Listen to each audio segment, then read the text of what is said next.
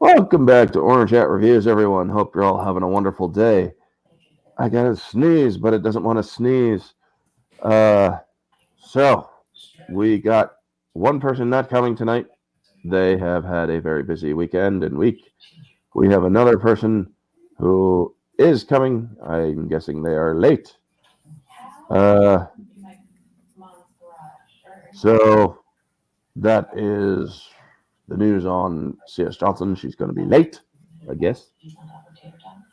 But we still got 3 out of 5 of the Hat crew here. We got Jake, and we got the real rat Kitty, who's awesome. And we're going to do Iron Man 3 tonight, which is Tony Stark with PTSD and to the point where he throws a snowball at a kid's face.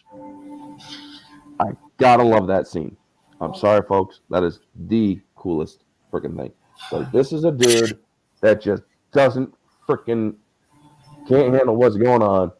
And so he's like, you son of a bitch. And he hawks that sucker at him, too.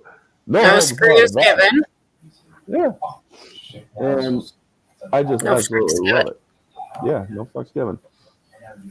So, who do we got in the chat? Do we have anybody in the chat? No, we do not right now.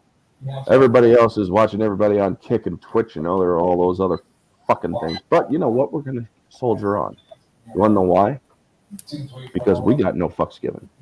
So, make sure, folks, that you blast that like button like Iron Man would. Or cover its ass like Iron Man would. And, yeah, and we have obviously not literally, but hello, Johnson, back of or in the stream. How you doing, girl? Good. I have to be fashionably late. Exactly, and as fashionable as she gets. So, with her zero sugar Dr. Pepper. Right now, that would be yeah. So, did everybody watch this movie? Yep. Yeah. All right. So we start off with the last Paramount Marvel movie. And it begins... Actually, this movie begins with a nice little narration over, and then sees the suits being blown up. It's like, what the fuck? I mean, this when I saw this in theaters, I was kind of taken aback a little bit. It's a very strange intro, I must admit. Oh, yeah. And you're hearing Stark talk about some famous guy saying something, we create our own demons. So 2 famous guys said it, and I have no idea what the fuck I'm saying. And paraphrasing, obviously. And then we see, it's like, well, okay, let's go back to the beginning. And I'm like, to the Afghan cave? Nope. Before that, to Blue Dabba Dee Dabba Die by Eiffel 65 at Bern, Switzerland. So I'm thinking, I actually really like that they use Bern as the location. Yeah, I know. B-E-R-N, not B-U-R-N, not Bern, but Bern. Yes. So. And then we meet. Go ahead. Oh, still kind of. It's a fun wordplay. So. Yeah. Yep. And so we see Ho Yinsen again from Iron Man 1. And I love what he said. Finally met a man called Ho, or named Ho. And I'm like, what? I like how Happy Hogan on the flashback kind of looks like a cowboy. It's kind of funny. Oh, yeah, the long hair with the friggin' yeah, and then you got like the neck piece right there, like the little tassel. That's kind of... And I'm thinking to myself, could you look any more ridiculous? And then we get Rebecca Hall. Now, I got to say, folks, Rebecca Hall did a pretty good job in this movie. I've seen a few of her movies. She's actually quite well done. Quite a good actress. And we get the whole introduction to Extremis and Guy Pearce, who honestly, when I saw this movie, I thought it was freaking Val Kilmer. And the way that he just looked like, I don't know how to describe it. It's like his freaking teeth are just bucking out, and I'm like, what the fuck did they do to Val for this? And then I learn at the end of the movie, I'm like looking for Val's name in the credits, and it's like, I'm not seeing Val here. Where's Val? And I'm like, who the fuck is Guy Pearce? And so we get that. You see him in the beginning, and I'm like, this is what the dating app person in real life looks like. And then by the time like you meet him again later, it's like, oh, this is the bio shot. Yeah. And then we get the extremis introduction where the ficus blows up. Please don't touch your ficus. And it's like, of course you're gonna. This is the ficus plant, folks. Just to give you it's like,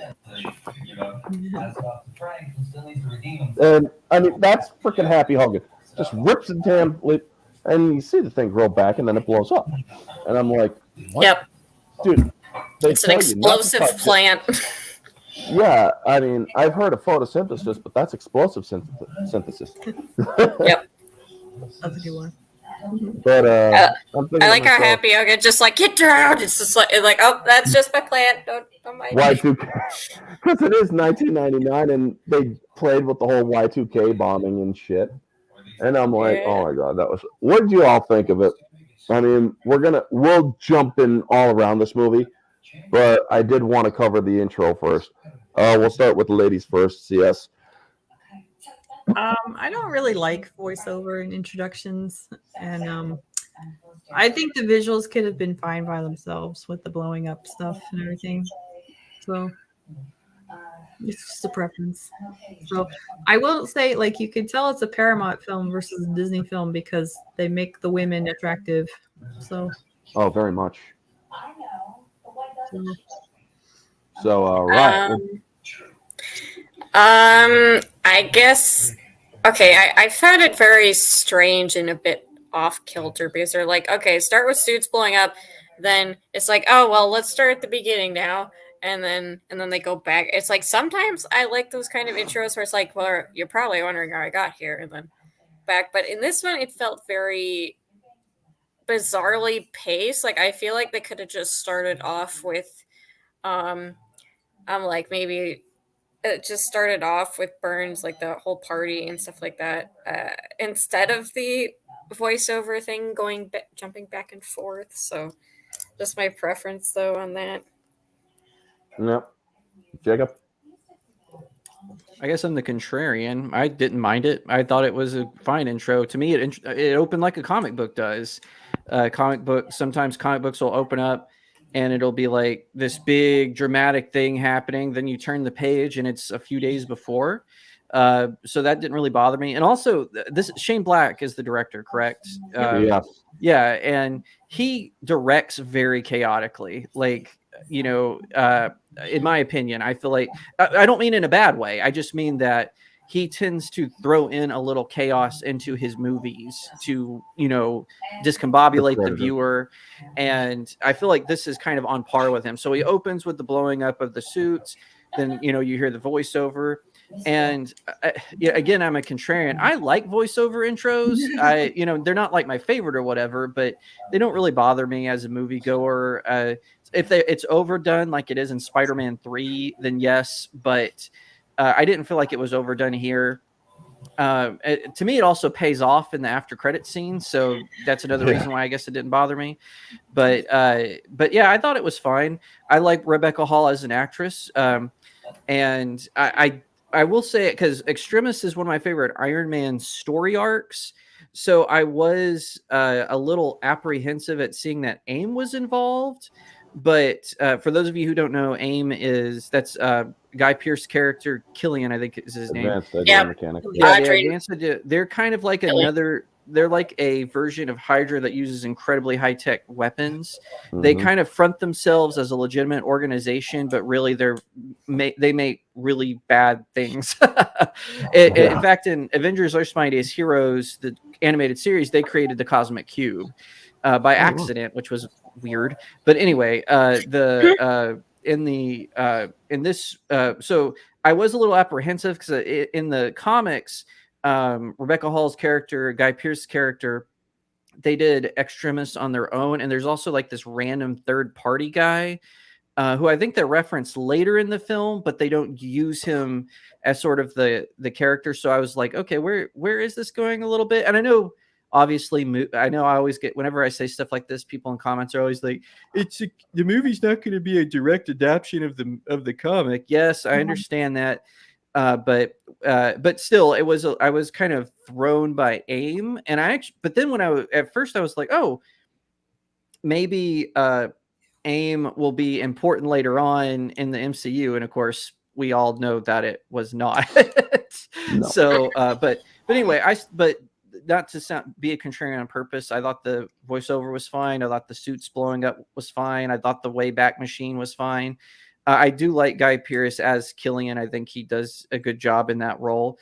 Killian dies early on in the comic book Extremis, so getting to see that character fleshed out more was actually pretty interesting to me. Yeah, usually I don't mind them, but this one just bothered me. I guess I think it's due to the pacing of the whole thing and like the scenes on there, like the actually chopping up of them. Hello. Yeah. And one of the things I really did like about this movie is they don't really they keep it to the Iron Man centric part of the Marvel Cinematic Universe, where you got Thor, you got Captain America, you got all the others, but this one stayed in its lane, so to speak. And I really do like that, because it shows that they're not jumping into all the other lanes, which we will eventually get to, because, well, we do see a lot of lanes. Yeah, we'll get to like Avengers, Ultron, and then Civil War later. So we then see Stark has PTSD. He has been up for 72 hours. He's not getting sleep because of the Battle of New York. And that is another thing that I absolutely love about this film. He saw shit, folks. It's like when he suffered. Okay. It's like, I have seen shit that none of you can comprehend. I mean, he flew through a freaking wormhole. He's been to the other side of space, even though it was pretty much on the other side of Earth at that time. But you see things, you can't really explain them. That's his conundrum. He's a futurist. And so he did what any futurist would do. I see this massive threat. I'm going to prepare for it as best as I fucking can. He created like 41 suits, because this is the Mark 42 that he's getting ready. So wait, actually, no, that's incorrect. Mark 7 is the one from Avengers. So 8 to 41. So 41 minus 8 is 30. He created 33 other suits. 33, yep. And so he's working on his 34th, which is the Mark 42, which dude, who likes how the suit comes at him in all different ways, and then just smack him in the ass, which busts up the whole suit. He also got smacked in the balls. Oh yeah, it's like, and then it's just like little slower, and it's like, yeah. It just gets knocked around a bit. Obviously, and I also love the face mask. It's like it whizzes by him, and then it comes up and it looks at him, and it's like, I'm not afraid of you. So he is just. How would you guys handle it if you were Tony Stark? Would you have the same level of PTSD? I mean, I know I would, because I had seen shit that I can't quantify. This is a genius, mind you. So it's like a genius with PTSD is kind of worse than most people with PTSD. So we'll go to CS from a writer standpoint. What did you think of that?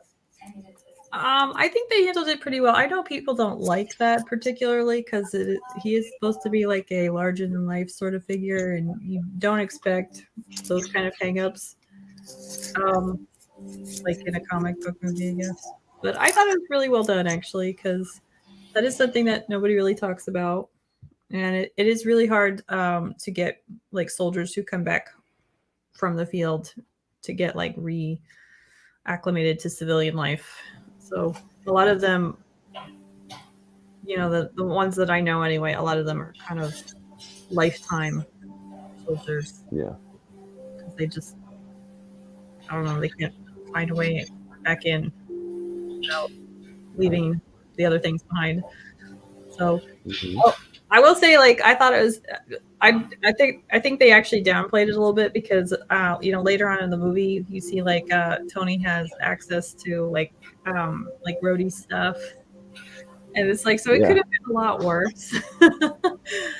So, and he does all this stuff kind of like on his own too, until like other things kind of brought on. So like with the terrorist kind of element to it, and it's like I kind of, like I said, I think it's kind of unusual on some level that he didn't reach out and say, hey, United States government, here's all this that you can use too. Yeah, because we saw in Iron Man 2 that he basically told the government, fuck off, this is my shit, you're not getting it. Which, that's actually part of the reason I really like Iron Man 2. Yeah, I mean, it's like, technically, everything that's the government is technically ours, so yeah. The government can't dictate what a private citizen owns, to be completely honest. Yeah. Jacob, what were your thoughts on Tony with PTSD?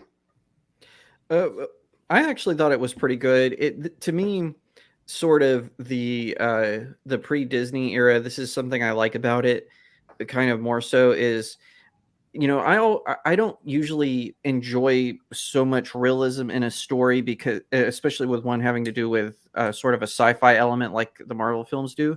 But I do like the fact that it could show the heroes being more open, having moments of weakness and overcoming them, as opposed to a problem like we just saw in Ant-Man and the Wasp: Quantumania, where, his daughter is a total brat. Never mind Ant-Man helped save the universe, but no, she's better because she threw some tear gas at some cops. Yay, good for her. In this spoiler alert for Ant-Man. But anyway, in this one, you really get to see Tony have these moments of weakness. And now, if this had been Captain America, I probably would not have liked it as much, because he is supposed to be someone who's can overcome anything, right? He's more stoic and strong than Tony is. That's kind of the point of the character. So getting to see Iron Man, who never really faced anything, as you put it, that he can't quantify, and this just going against him. And we see this replay again later in Age of Ultron, how that weakness gets kind of stoked again. So I really thought it was good. I thought that it was a good element to the film. Yeah. And one of the things I also like about this is that he actually does come out to Pepper after Pepper catches him down in the shop. When she goes to walk away, he's like, okay, I admit it. I fucked up. I'm a hot mess. Babe, I can't sleep. And we see what happens when he tries to sleep. He cued these suits to respond to him. That's what we see when he's introduced. He's putting these things into his arm. He's cueing the whatever they call them. And when he's actually finally sleeping and he's having another dream about Battle of New York, he accidentally calls the Mark 42, which sees Pepper as over him and in a threat, or it perceives a threatening manner. So it's like, oh shit. Because when I saw that in the trailer, go ahead. Oh well, I mean, like, that would be super scary. You just wake up and just see like a freaking metal man over you, and then he just grabs you.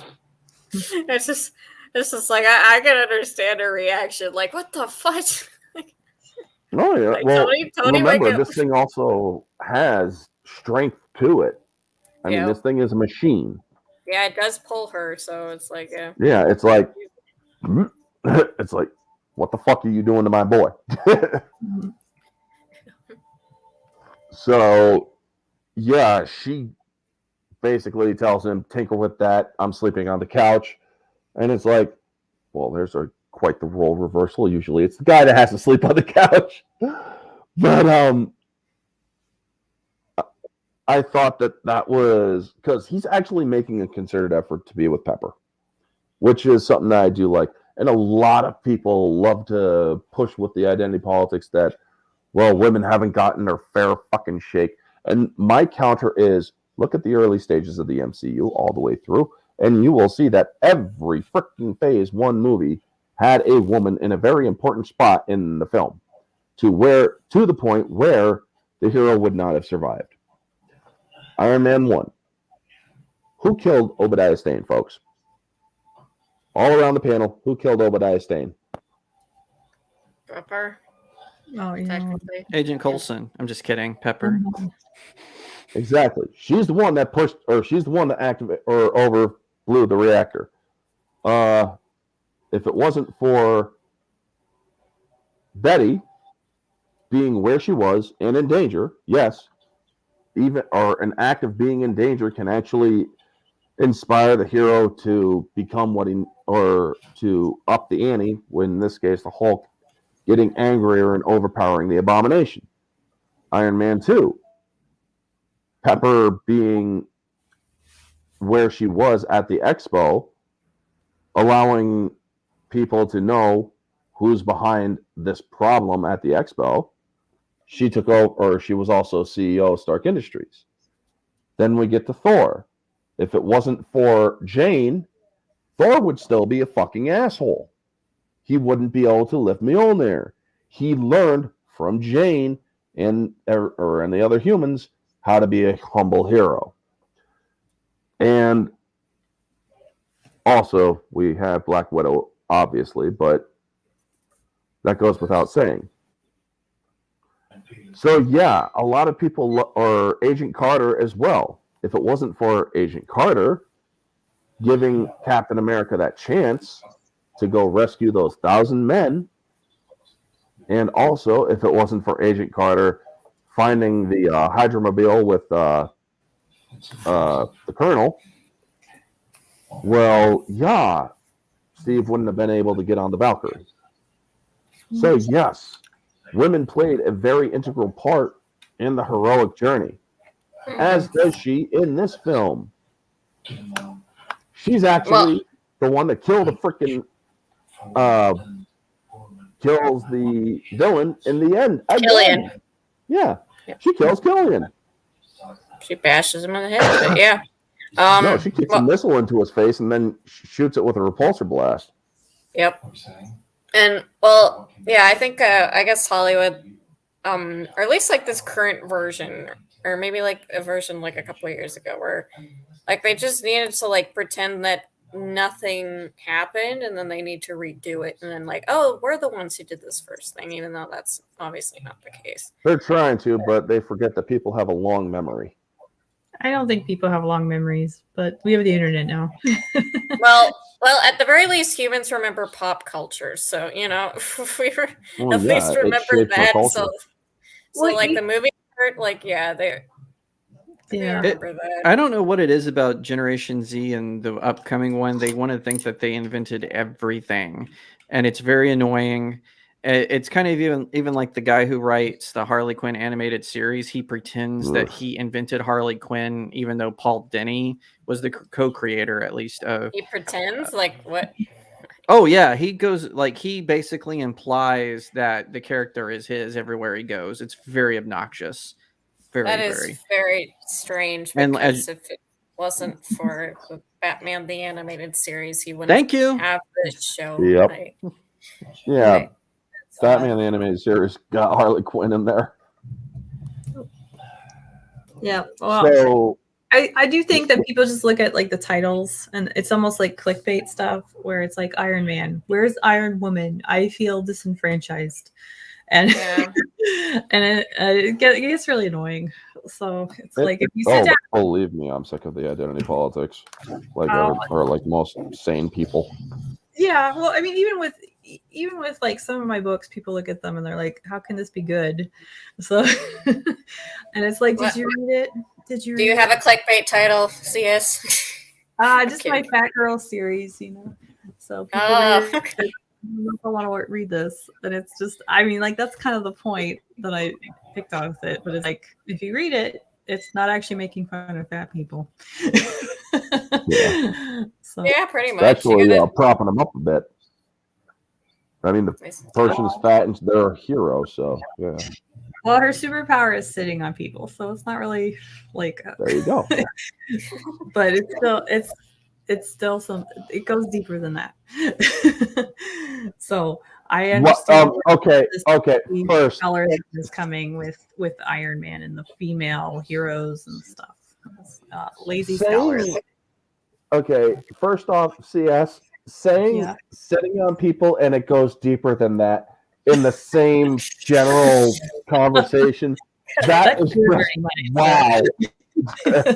I'm like, what the fuck? I am so glad I wasn't drinking right then. Well, it's your dirty mind. So yes, that is true. My mind is let's just say that if a nun could read my mind, it would make them blush. The whole thumbnail analysis incorrectly and the clickbait. Yeah. I heard a complaint, or I hear that complaint a lot. I I'm just don't hear it guessing. from Crawfish TV, but also Geeks and Gamers and a few others that I follow. Yeah. I mean, when it comes to my thumbnails and clickbait shit, honestly, I don't do clickbait. I tell you I tell you what my shit's basically about in the fucking thumbnail. It's like, it's supposed to give you a small draw, sure, but that's about, or watch the content to basically figure it out. But back to the film, we're going to get to the main controversy that this film started. And I forever wish that that Shane Black will rot in hell for this. The Mandarin, played by Sir Ben Kingsley. And Played by how he someone. played by Ben Kingsley, who plays Trevor Slattery, who plays the Mandarin. I gotta say, it was a good misdirect with the whole ready for another lesson, and how he gives the whole historical shit. The Braves were away, and the pathology of a serial killer. And then you hear his real voice. Well, I wouldn't kill him there for 20 minutes. And I'm thinking to myself, okay, at this point, I'd be just like Tony. You have a minute to live, fill it with words. Because I'm thinking to myself, when that plot twist happens, when you see that this guy is just a fucking actor, I'm thinking to myself, It's an actor. because I got kicked. I had to go to the theater a second time to watch the film. I got kicked out of the theater the first time. You got kicked out? I threw my soda at the fucking screen. Yeah, when that'll this do shit it. happened. What the? Oh my god, Orange. I'm Either like, I'm it- sorry, but that just pissed me off. And they're like, well, sir, you still can't throw this. You still can't throw a soda at the Yeah. screen. That shit can mar the screen. And I'm like, ask me if I fucking care. I'll leave. I won't fucking come back to this theater. Luckily, there was another theater that I could go to. But yeah, that was the my first God. time I had ever been kicked out of an establishment. Because that kind of twist because I knew who the Mandarin was. Please tell in the me that was comic. the last time you got kicked out of a theater. Yes, Okay, well, that's good. Okay. but Good. I'm I learned actually to behave- disappointed. Oh, kitty! Yep. I learned to behave after that, but it's like I got home and my aunt comes in. She's like, "Why'd you slam my door?" I'm like, "Because I'm pissed." Like, well, what are you pissed about? I got kicked out of the theater. They're like, "What the fuck did you get kicked out of the theater for?" Because the fucking movie sucked. And they're like, "Did you see it all the way through?" I'm like, "No." How do you know it sucked? Because honestly, they took a very brilliant villain and turned him into a fucking joke. This was 10 years ago. Yeah, this was before the 2013. whole subvert your expectations thing was. Shane Black Black is the original Ryan Johnson. Let's just say that. I mean, it's like they're subverting expectations, but then there's taking a villain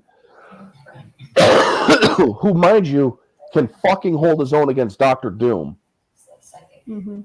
and making him into an actor who had a bit of a drug problem. What they say get you off. They said they get me more.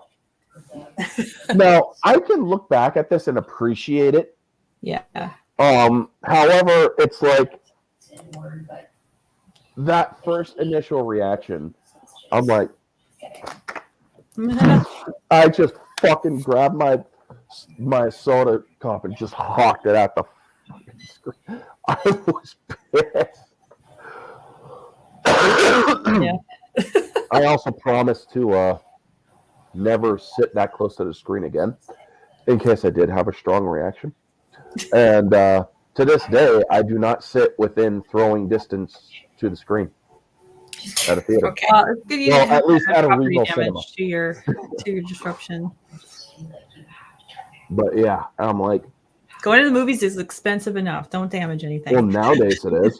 Back 10 years ago, it was like $12. Nowadays, it's $20 for a fucking ticket.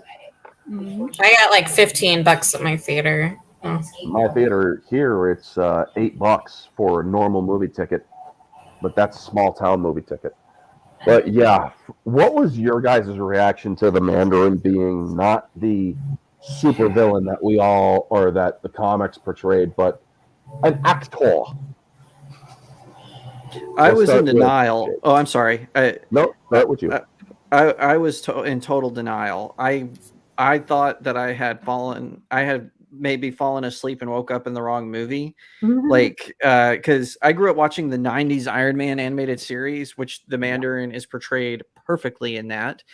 And even that dumb Ultimate Iron Man film that Marvel did, as much as I hated that movie, the Mandarin is portrayed correctly in that film. Albeit as a disembodied spirit, but still correctly portrayed. The only thing I've heard of that movie is that, like, oh my god, the Mandarin's a naked chick. Well, it's because he possesses. Yeah, I know. woman. I know the context, but I'm just like that. That's like the only thing I've heard of that. Right. But I was just in total shock. I thought maybe it was because he wasn't wearing the rings. Because without the rings, the Mandarin is kind of a pathetic guy, right? So I was thinking, oh, he's not wearing the rings. Once he gets the rings on, then it's going to be a big deal. Like, and I was kind of expecting them not to do it totally by the comics. Like maybe they weren't ready to introduce magic just yet, other than the Thor stuff. But so I was thinking, oh, this is what it is. Maybe the ring he puts on the rings, it gives him like kind of a Bane effect. You know, that's what I was expecting. And yeah, I was grossly that's the one thing I don't like about this movie. I'm a little contrarian. I think it's better than a lot of other people think it is. But yeah, this is the one unforgivable point about the movie that I am very disappointed in. And I don't like how Shang-Chi tried to bring it together. Shang-Chi was a Disney movie, not a Marvel movie, by the way, just throwing that out there. But I, it was one thing when it happened. Yes, thank you. That is what the Mandarin, and like you said, he can hold his own against Doctor Doom. I think he even fought Magneto one time. I could be incorrect about that, but he can fight pretty much the pantheon of villains. I feel like I've seen that still before. Where is that from? That's from Marvel's Avengers Alliance. Ah, okay. That's where I've seen it. mentioned I'm like, several wait a times. minute, that looks familiar. I mean, in that game, folks, his home is Madripoor. I can't remember if it is in the comics. Madripoor is basic. Yeah. Well, in the game, his home is Madripoor, and when the worthy come, or in the game, the worthy come to Earth during the Serpent Arc, or during the Serpent Arc, which is Odin's brother coming to town. But Madripoor gets burnt down because of the worthy, and so the Mandarin blames Stark, and then the Mandarin straight up just burns down freaking Stark Tower in the game, and it's like Stark's reaction is like, I'm going to kill him very slowly. But yes, folks, this is the Mandarin. This is the Mandarin. Not as much as I love Ben Kingsley as an actor. He's not the Mandarin, and neither is Aldrich Killian. That is my biggest gripe with the MCU. They kill their villains off way too quickly. Oh yes. Red Skull is revived in Marvel's Avengers Alliance to the point where Magneto says, "Fuck you! If you're bringing his ass back, I'm out." Where Magneto then becomes a playable character. You got to unlock him in the game. Yeah, my complaint about Iron Man was killing off Obadiah Stane too early. So he was also an important character, or he was also a more than just one-shot character. You know, that's always been a trend in superhero movies. Like think about Batman, you know, and Batman Returns. They kill off the Joker, they kill off a Catwoman and the Penguin. I think Batman Forever, they kill off Harvey, not the Riddler, but it's kind of like they kill off Ra's al Ghul and Batman Begins. They kill them all. I mean, I guess technically speaking, you know what? I guess like for the Batman stuff, like, you know, it wasn't ever like its own cinematic universe. So they were just like trilogies, like a few series of movies or whatever. So I guess it's not that bad. But I guess for the MCU, yeah, it becomes a problem where you're kind of just running out of material. Well, exactly. I think with the MCU too, it was just also they were getting, you know, well-known actors like, you know, Ben Kingsley, right? It wasn't, you know, no one knew who the guy who played the villain in Shang-Chi was until it's like, oh yeah, he was like on a TV show somewhere, right? I mean, they were getting high-profile actors to portray these characters. The budget was good. Again, Paramount money. Jeff Bridges, it was really good. Exactly. So. We're talking award-winning actors, and I think that's part of it too. Is they were just like, okay, we should probably just kill them off so we don't have to bring them back. Yeah, I mean, you can almost expect it. But I agree with you. I mean, technically speaking, like the MCU wasn't as huge. Like, yeah, it blew up, but it's like not to the level of where it got in like climax. So. So yeah, I guess they were kind of just like, you know what, let's just kill them off so we don't have to give them another paycheck for another movie, that kind of a thing. It's like we've already had issues with other actors, so it's like we're just I mean, I just thought maybe it was better for like closure. I mean, they didn't really start doing the whole MCU thing until they weren't going to try to tie it all together at first, so they had to see how well things went. Well, and there's also this thing in superhero movies, which Iron Man, I know everyone knows who Iron Man is, but if the superhero has a secret identity, the villain always learns who it is.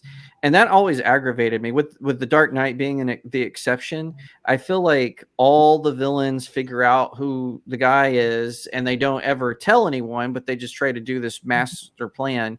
And so I think that's also why the trend was there. And I think the MCU, despite everyone knowing who the Avengers identities are, they just went with it, like you were saying, try to give it more closure and also not having to write more paychecks. Well, like on the other side of it, we have somehow Palpatine returned. So yes. All right. Well, let's get back to Marvel. So. But I'm saying, but between like keeping them alive to the point where no one's ever really gone and killing them off in a one-off. I'm gonna go with the one-off. Thank you.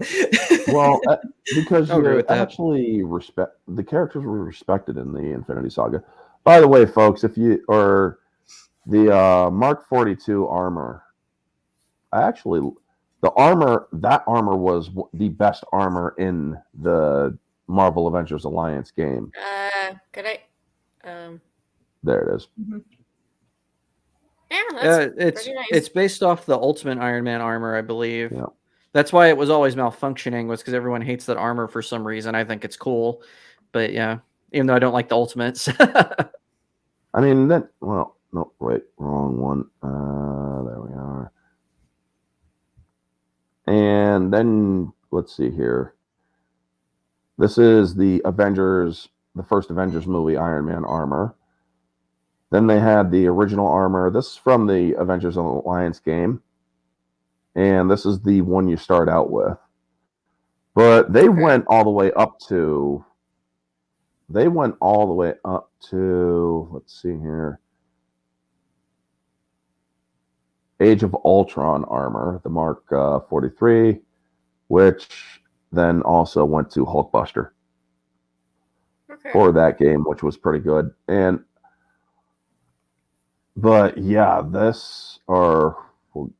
I have all of the skins on my computer to that game, which if you guys actually want to see it, all you would have, well, no, you'd actually have to friend me on freaking Facebook for that. But I have all the skins from those games and all the character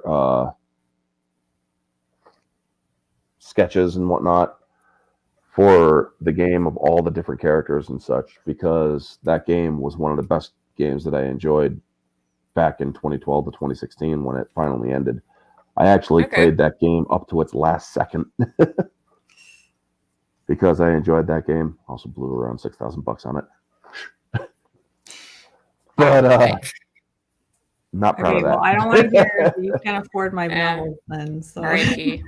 Live service games. Hey, I think the most money I've ever do freaking gamers nowadays? Oh, I'm not kidding, folks. You got gamers blowing that much money on games nowadays. I've seen like out of probably up gaming to because of that. 150,000 probably Yeah.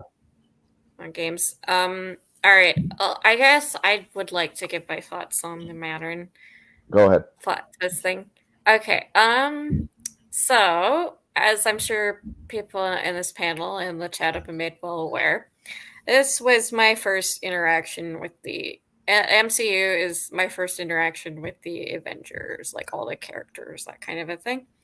So basically, I kind of got an inkling that, oh yeah, this guy's fake as heck. Kind of probably about 20 minutes earlier with the scene where Aldrich Killian is walking into a set and they're filming and stuff like that. So it's like, oh, is this guy an actor? And so yeah, I kind of liked it in the sense where it was basically a ploy by Aldrich Killian to have a misdirect for Stark's anger and paranoia. So yeah, so I did like it, and then I watched Iron Man Armored Adventures, so that is the de-aged Tony Stark cinematic TV show.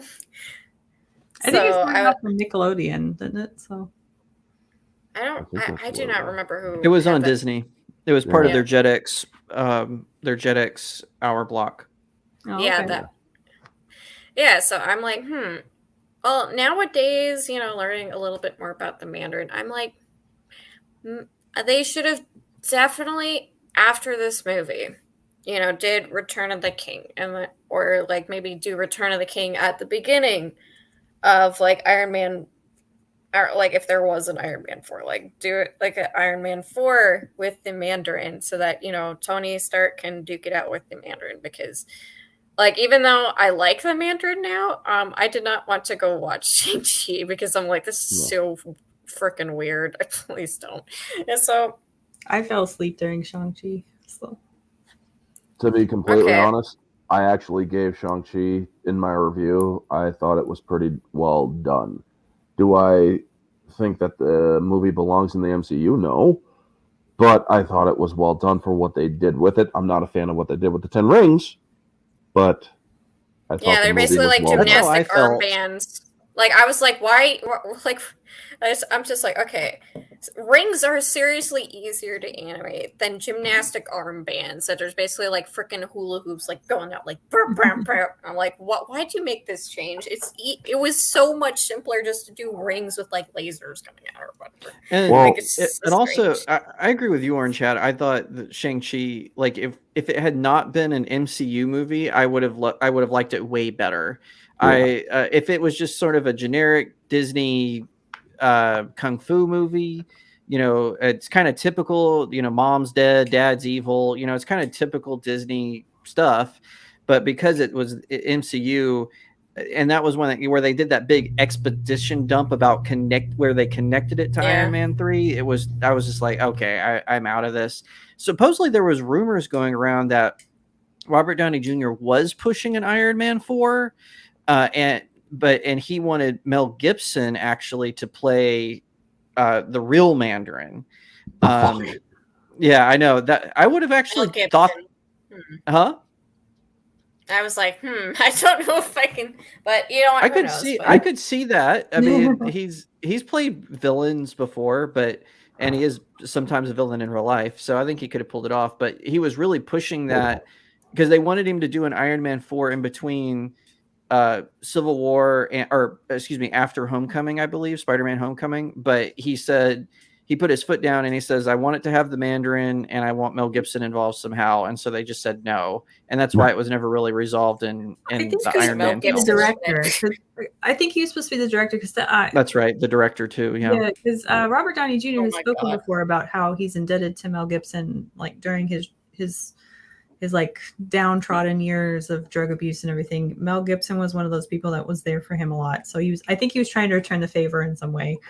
Yeah. So, I guess that's sweet, but I'm like, it's like, I can't see Mel in the MCU. I'm sorry. for what it's worth, I don't think he's a terrible director. At least not in. Well, no. If he was Well, to at least direct not an as the MCU film, Mandarin. it would be I don't fucking think. awesome. But I don't think he I would don't know have- what character he would play in the MCU. I mean, he could possibly do a Thunderbolt Ross. That's Harrison Ford now. I know, which sucks. Yeah. Because Harrison can barely fucking walk anymore. No, well. I mean, he coughed and fell down the stairs and broke 2 hips, or broke his freaking 2 ribs in Indiana Jones 5, from what I remember. Yeah. And it's like, dude, you're in your 80s. You're fucking Joe Biden. Just go away, please. I love you, Harrison, but fuck, dude. Yeah, I love him too. I feel like people are just dragging him back out for movies. I mean, that's elderly to get abuse. His characters, like to get his characters killed off and then replace them. Like I'm just like, oh God, Harrison. Yeah, he's the Joe Biden of Hollywood. I'm sorry. Well, I don't know. Mine seems sharper though than Joe Biden's. To be fair to Harrison Ford. Yes, to be, I was to be gonna fair. Compare more to Kamala. Stanley, I guess. But I mean, if you let go of Joe Biden, he'll fall over. But if you let go of Harrison Ford, he'll take 2 steps and then fall over. I'm just joking, folks. Don't commit be elder fucking abuse. disliking my shit just because I tell a couple of jokes. But anyway, Didn't you hear jokes are dead? and so is my Johnson. No. Well, if jokes are dead, well, there you go. How's that for a joke? Fuck off. Anyway, so the extremist thing with Savin, the guy they had play Savin, I've only ever seen him in another movie, which was Daybreakers with Ethan Hawke. And I gotta say, that dude has a shit-eating grin in this movie and in that one, where it's like, this was such a good choice for Savin, but I'm not so sure, because I also have a picture of Savin, if I can find it. I guess that's why he was cast, because he's got a shit-eating grin. Oh, yeah. So, what did you guys think of the extremis effects? While I look for this thing and try to find it, let me try to find Savin, and you guys can discuss extremis and the digital effects of the bodies with the fire going right through them and whatnot. I didn't notice like anything wrong with the effects. I'm just like, this is just really, really dangerous. So you can't. This does not feel like a very good plan. Like, I'm just like, okay, you like inject a body, and then like they either like blow up or become like weird fire people, I guess.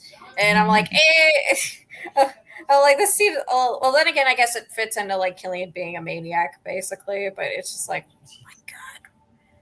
And the vice president was gonna like try to inject the little girl with it. I'm like, oh god, this is horrible. Speaking of, sorry, I have to say this because I told Jacob this earlier. Speaking of, do you know the actress who played his one-legged granddaughter? I'll give you a hint. She was in a Scream movie, and she played Wednesday Addams. Jenny Ortega was the granddaughter of the VP. Oh, okay. And I'm thinking to myself, because I was looking up the cast because I was trying to figure out somebody else, and I'm like, Jenny Ortega? Who the fuck did she play? No! What? You don't know our generation's famous TikToker? Don't you know she was on set for like 5 days just to film that 30-second scene? Right. But I'm thinking, because some people are actually calling for her to be in the MCU now, and I'm like, she was already in the MCU, so does it really make sense to put her in? This is Savin from the game. She's not a little girl anymore, so it's like I don't even think people would recognize her as like the vice president's kid or whatever. Like, true. I mean, she could just be that pissed off one. They could have made her Echo. They could have made her Echo. Echo's not one of my favorite characters, so I don't really care who plays Echo. I don't even know who Echo is, really. This is Savin from the game. Wannabe Hawkeye is Echo. That I used to play. Now, this Savin compared to the other Savin in the movie, which one looks better? Well, I thought in the movie, for what it's worth, that it was more appropriate that he didn't have hair because he kept getting it burned off. So that works. I guess that makes sense, but yeah, again, that is so one thing that was other extremist people. They all did have hair. Was like, oh, this lady's hair is still there. And yeah. Or maybe it's just because he's that much of a hothead. There you go. Yeah, there you go. Yeah. Well, I mean, he did threaten a child at some point, so it's like, yeah. Yeah. He's definitely there's also. I also like when Happy's like, dude, where's your patch? And he sits in the chair like I sit in the fucking chair at times if it's a big old fucking chair like that. One leg splayed over the side, just lolling, just out, ball out and whatnot. Not literally, but you know what I mean. Well, he was actually originally supposed to be Crossbones, but they decided to use Savin instead, which his villain name is Cold Blood, I think. But yeah, that character was supposed to be Crossbones, and they even make a reference to it when Rhodey and Tony stumble on Trevor. There's a painting on one of the walls that is this Crossbones skull. Right. But they somewhere in the process, I think because they wanted Crossbones for the Winter Soldier, that's why they decided to do this. Which this surprised me because he's also an X-Men villain. He's not an Avengers villain. He first appeared in Excalibur, and then would later become a bad guy when Havoc became the leader of the X-Men after Cyclops died for the 18th time. And Havoc becomes the leader of the X-Men. So I think that's interesting that whenever I realized, because when I went in, I thought he was Crossbones until I saw the credits, and I was like, Savin, because I had heard that they had casted Crossbones, but but yeah, they had actually somewhere in the process had changed it to that character. But yeah, I remember thinking, wait, isn't he an X-Men villain? Sure enough, you can confirm he is in fact an X-Men villain. So I wonder how Paramount was able to do that, where they, because at the time 20th Century Fox had like a lockdown on all of the X-Men characters, on so, any mutants and whatnot. Yeah, well, maybe that's it. He's not a mutant. Maybe that's why they were able to get away with it. An experiment. Now, I do like the Extremis thing, or especially with the Brant actress who went after Tony Stark. They really did a good job at having her being very fast, because you see as she's walking in, and then suddenly she's right next to him. Then she flips him over, and then suddenly she's like just like that, and I'm like, damn, this chick is quick. And I do love the line. She's like, that's all you got? A cheap trick and a cheesy one-liner? Sweetheart, that could be the name of my autobiography. Well, that's kind of what happens in Endgame, though, is it's a cheap trick and it's a one-liner. Cheesy one-liner, yeah. Not really cheesy, but it's weighted. Yeah, that goes up a little bit. Yeah, that is, goddamn, that works. Good job, CS. Good job.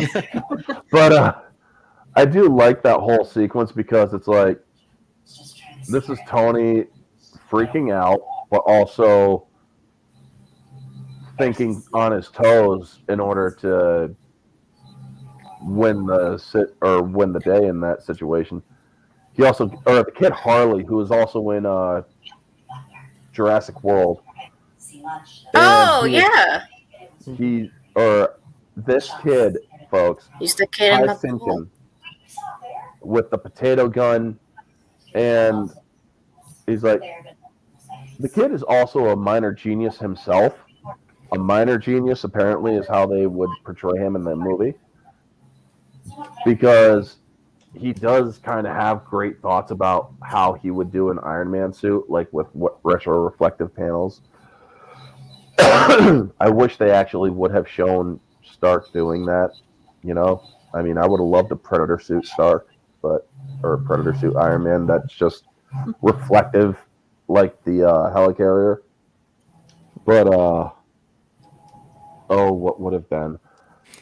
They're probably gonna give it to Iron. What's her name? Thingy. Ironheart. Yeah, that thing. The knockoff adult film parody character. Yeah. Well, I think what I really like about this movie is that Tony increasingly does like kind of like clever things on his toes, even if he's panicking. It's like, it's just like, I think like there's like sometime later when he's like in the water or whatever, like, like a Jarvis, like with like the other arm, it comes off and then it pulls him up, like that kind of a thing to get him out. Like, or was it? No, I think it was in the wreck. Yeah. Yeah, it was when the he wreck threatened after the terrorists, and they attacked Stark's house, where so I'm just like, he was doing saves him. Yeah, he was just doing like increasingly clever things with like the armor, like the way it works, basically. Even if there's like a few bugs or whatever, it's just like kind of funny. Yeah. Every time, every time, I said this before. Every time we see him in a new movie, his armor is upgraded to stop or to adapt from a problem he had in the previous movie. Mm-hmm. Yeah. And Iron Man actually did it very well, where he had the icing issue, then he fixed the icing issue, and then he has the problem where it was too low power. Well, now he built several he built an arc reactor that, if he gets taken, he now has one that has multiple cores, so he'll be safe there. And the second one also fixed the problem of the palladium. Then in Avengers, where he was also having problems with getting the suit off in the first movie, the second movie he has no problem getting it off, and now the third, or in the Avengers, he's able to walk and have it taken off of him in Avengers Tower. And in this movie, all of the pieces can open up for quick access into the suit. Mhm. So, yes, all of his suits are constantly upgrading to adapt to situations of the previous films. Yeah, Which he's is constantly very improving. nice. He's constantly upgrading. So it's like, yeah, that's what I really, really like about this movie. Well, that's also the way that Tony Stark is. As a futurist, he's constantly looking to the future. And Yeah, looking but for yeah, honestly, like I think it was shown like off way better than like any of the previous movies. Almost like it's just like a lot better. Oh, like a Yeah. lot more because Avengers. It's not just a Tony Stark movie. It's like It's all of them. it's it's like all of them. Yeah, so it's like you don't notice it as much, but in Iron Man 3, you definitely really, really see the culmination of all those movies. I like that it's kind of like it's got a bit of the precursor to what is it? I guess it's Homecoming, because it's like it's not just the suit. You're not if you're or if you need It's not just the suit; it's the man underneath. Yeah, right. If you need a suit I forget the exact line. Yeah. What is it, Jake? Well, Help me out. If you're nothing without the suit, then you shouldn't don't wear it. deserve to wear Or it. then you don't deserve Okay. it. Yep. There you go. Okay. Yeah, I was way off, but Well, you were With in great the power right comes great area. responsibility. Yeah. And that's another thing in that movie. What does he have? He has a suit that can act independently if need be. Where this one was semi the same. However, it was always falling apart. He perfected it in that movie. Yeah. Plus, we also have this movie established the Iron Legion as well. Yeah, I like that there's a lot more breadcrumbs for the future projects in Iron Man 2 and Iron Man 3. Just there are a lot of moving parts though, and there are a lot of things that I know a lot of the diehard comics fans got kind of like gypped on. So like with the Mandarin. Personally, I didn't know how bad of a mistake it was. So well, honestly, like for me, like the only mistake was not introducing not having that Iron Man 4 with the Mandarin as the bad guy. Because it's like there's this long gap between Iron Man 3 and Shang-Chi. So it's just like, I can see why I personally like with the context of the movie, I think it's pretty good overall, obviously. In the context of the movie, I'll argue it's well done because you have a lot of the clues that lead up to it, like the fortune cookie thing where he says, like, did you know that fortune cookies aren't Chinese and in fact they're an American idea and they're hollow and they taste bad? Also, I remember I think it was like when they're killing this accountant guy and he almost like, or at least like for me, the way he speaks almost sounds like he's kind of not stuttering, what's the word for it, like I guess like he's almost like choking on his words, like he almost sounds like he's gonna cry maybe, like, or at least that at least like that's what I noticed, where I'm like, he sounds like he's gonna cry a little bit. I'm just like, this doesn't seem like a very hardcore terrorist guy. Yeah, his voice is grovelly or cracks a little. Like, it like cracks a little bit. It's like a little bit shaky. Yeah. Or not even your attack dog can save you. Yeah. Well, the other thing that I thought made it work better too was Maya Hansen's character, because she is kind of a bit of a loose cannon in some ways, and like, are you trying to protect Stark? Are you trying to kidnap Pepper? What is her character's real mission? Yeah. So it's and what are you really after? Too, like, there's a lot of things about her character that were kept deliberately off balance, and you can see like Pepper is her foil in that regard, and that she's very certain and she's very sure of like her role within her life and Tony's world. So. One thing I will say about Shane Black in this film, he did the villain in a good way where he goes fucking dark. Where it's like, where most people will be, oh, how are you going to save the damsel in distress? He fucking puts the damsel in distress in a situation that could kill her. And you also think that she is dead at one point. Yep. He gives her extremis. And it's like, And she oh, falls shit. 200 feet into like a vapid of fire. So, yeah. Well, yeah. And not only that, it's like right now you're looking at a live feed. And this, I don't know if you know, but at this point, extremis is the body is deciding whether to accept extremis or to just give up on itself. And you Yeah, can so she could have blown up. So, yeah. And this is Tony. You see the pain in his face. This movie was well directed. I will give Shane Black that. He directed this film great. I can forgive to the point where I can forgive the Mandarin thing. I will say that to the point where I can forgive that because he has Tony acted, or he has Robert acting in such a way that he is horrified about that. You can actually see the worry in his face, the abject terror in his face of, oh my God, you motherfucker, I'm going to kill you slowly, but oh my God, I am worried about Pepper.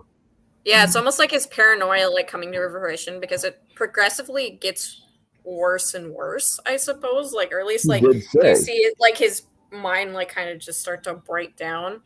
Like it gets worse and worse. So it's like it's affecting his relationship, and then like and then like I think like there's a line earlier in the movie where it's like I'm doing all this to protect the one thing I can't lose. I can't live that's without. You. Yeah, I can't live without, and that's you. This is literally his worst nightmare.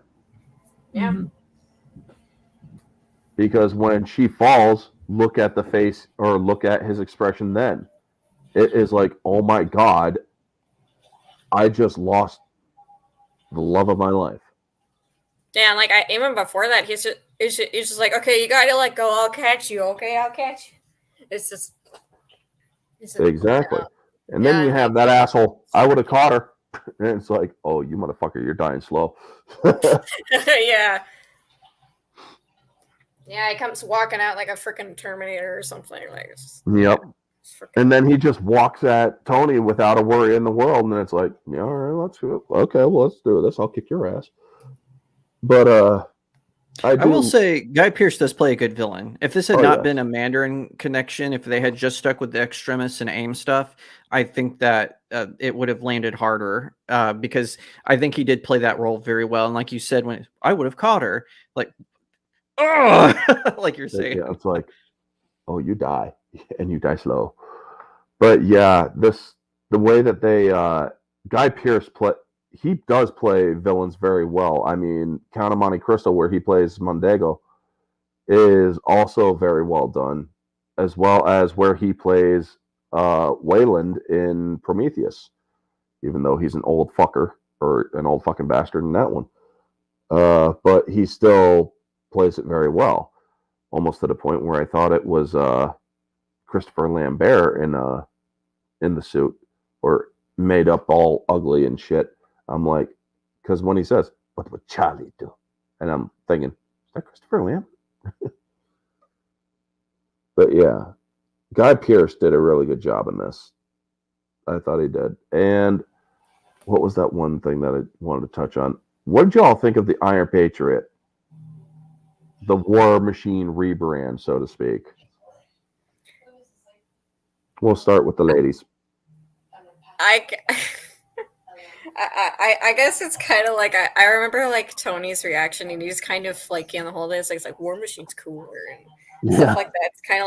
It's kind of just like, oh, you used my toy and it's changed to something that I don't like. But and as for like what it's supposed to represent, it's like, oh yeah, like we're getting involved with government and stuff, that all so circles into Civil War, which we'll definitely get to.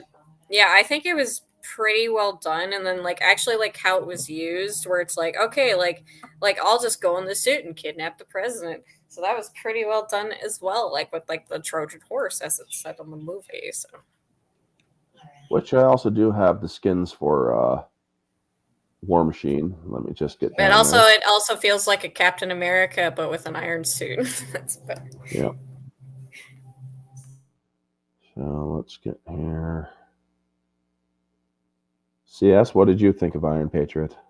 Or did she have to take care of something? Jacob, speak. Speak. I thought it looked cool. I will be honest. I like Iron Patriot was the name Norman Osborn took when he took command of Shield and changed it to Hammer. So I will admit I was kind of hoping that they would reserve that whenever Norman Osborn inevitably gets introduced into the MCU proper, as opposed to being from another dimension, or excuse me, alternate universe. But unfortunately, they didn't know that at the time, right? Like they were right, yeah, that's true. But no, I see why they did. I liked it. I thought they did a good job with the design. I think if there was to be a non-Norman Iron Patriot, I think Rhodey is the correct pick. So yeah. I think that I thought that was cool. And also, I think one of the reasons Siege is one of my favorite storylines, which that's where Norman is wearing the Iron Patriot armor, and also Dark Avengers. So, but I could War Machine rocks. Yeah, exactly. But yeah, I did like it. I think it looked cool. I thought Don Cheadle rocked it as the character as usual. Hits another one out of the park at playing Rhodey. So. Definitely I thought it was cool. Yep. The Iron Patriot was Ultimate Marvels versus Capcom 3. Yep. But yeah, also in Marvel, I am gonna geek out a little bit with the Avengers Alliance game, folks. The Patriot armor was the best armor because once he unloads with the Gatling gun on his shoulder, it put up radiation damage, which was one of the more damage over time features that really cut down enemy health. So, yeah, the Patriot armor was the best armor. The original armor that I showed you before this one, let me find it. Let's see here. This one, you could actually call in an airstrike. This was put in after the Patriot armor in the game. And this was the original skin for War Machine in the game. But I really do like the Iron Patriot armor a lot better in the game. So what did you think of it, CS? Think of Iron Patriot? Yeah. I laughed. Looks kind of like a metal version of Captain America. Huh? I know, right? Right. I mean, that's actually what I thought. It's like, did they just put Captain America in an Iron Man suit? I mean, maybe that's just like the secret intention of the government, right? Right. And it's like, oh shit. Yes, it's like copywriting. It's like if it's 90% yours and 10% somebody else's, you can get away with it. Yeah. But one of the things I also liked, let's see, and that one. Sorry, closing windows that I don't need open anymore. And I thought you meant real windows for a minute. Oh yeah, I just used my mind to close those ones over there. But okay, Boomer. Yeah. Right. That was to CJ. Yeah. So I remember life before the internet. Okay, so I still give my credit card to the person that I'm checking out. Like when I go to the store, I'm like, "Here's my credit card," and they're like, "Ma'am, you do it over here." I'm like, "Oh, okay." Keep talking. I'll be right back. Well, with the, going back to the Iron Patriot armor, one of the, I don't know if you heard me, CJ, but I was talking about how it was originally a villain armor. Norman Osborn, who's of course the Green Goblin, he actually first donned it in Dark Avengers, where he took command of Shield. Actually, Marvel heavily implies that Barack Obama actually made him the director of Shield, and I remember that made a lot of Democrats angry, because then of course he goes, he assembles like all these villains. So I think Bullseye is Hawkeye, the Scorpion version of Venom is Spider-Man, on and on. Dakin is Wolverine, which Dakin is this dumb character. I don't know why he's still around.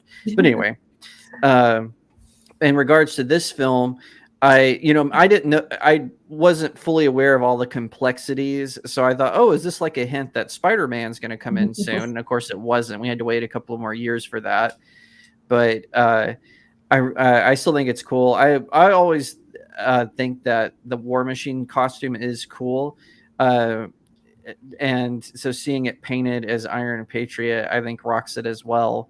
The question is, though, CJ, is, you said that it looked like a Captain America and Iron Man armor. Do you still how do you still feel about Rhodey in this movie? Like, he kind of has like a smaller role than he does in the first two. So what do you think? Do you think that his role here in this film contributed, or are you just like, he was just kind of there? I actually liked his roles. I think I read somewhere that the Iron Man 3 is kind of like a take on American foreign policy. Like there's some kind of I can see that. criticism A little lens bit. to it. So you have like obviously an Iron Patriot, which is kind of like a reference to Patriot Day and the Patriot Act, and you have the over patriotization of the military and this more clandestine sort of missions. And I liked that he added to the role. I think I think it's a film you have to pay attention to. I think that's probably one of the, I mean, that's a big problem in general with today's culture. But like if you notice, like I said, there's a lot of moving pieces because, you know, Killian is doing this stuff and he's trying to strong arm Tony into helping him as some kind of revenge slash, you know, necessity for his project to function correctly. And then you have the you know, that this homegrown sort of terrorist is like, can we take him seriously? Is this really true? Is this something that the government CIA sort of is setting up?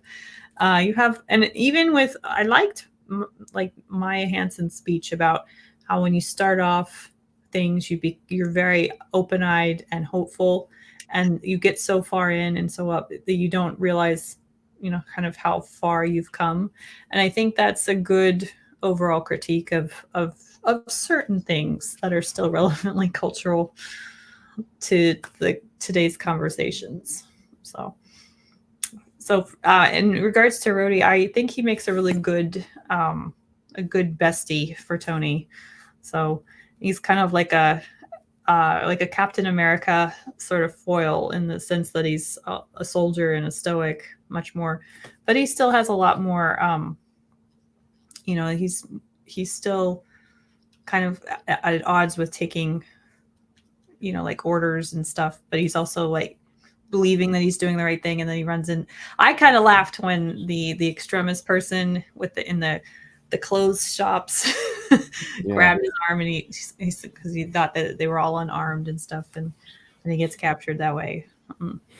You know, again, it's that optimism that's used as a weapon and as a honeypot kind of.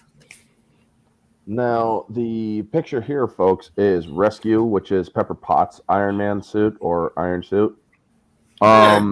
This was teased slightly in Iron Man 3, where Pepper would eventually don armor, like she does in Endgame with the Rescue suit there. However, there is a very much key difference where in Endgame, her suit is fully weaponized. In the comics, she's purely defensive. She has shields, she has barriers, and all sorts of other things. She didn't want weapons because of Tony always weaponizing his suits. So she decided she wanted her own suit, but it would be focused solely on a defensive measure. Interesting. So this is actually her suit from the game, and it's like her character is such a bitch to earn, but her defensive measures are top tier in that game because she also has healing shit that she can also put on her team as well. So it makes I've never seen this suit before. In Armored Adventures, it was purple. Yeah, her suits, or this is the original Rescue outfit. I like the this. mask though. That Yeah. looks really cool. I like that they made her purple in Endgame. I mean, she's a mother at that point, and purple is more of a Blue color that's purple. associated with royalty and matriarchy, basically. Yeah.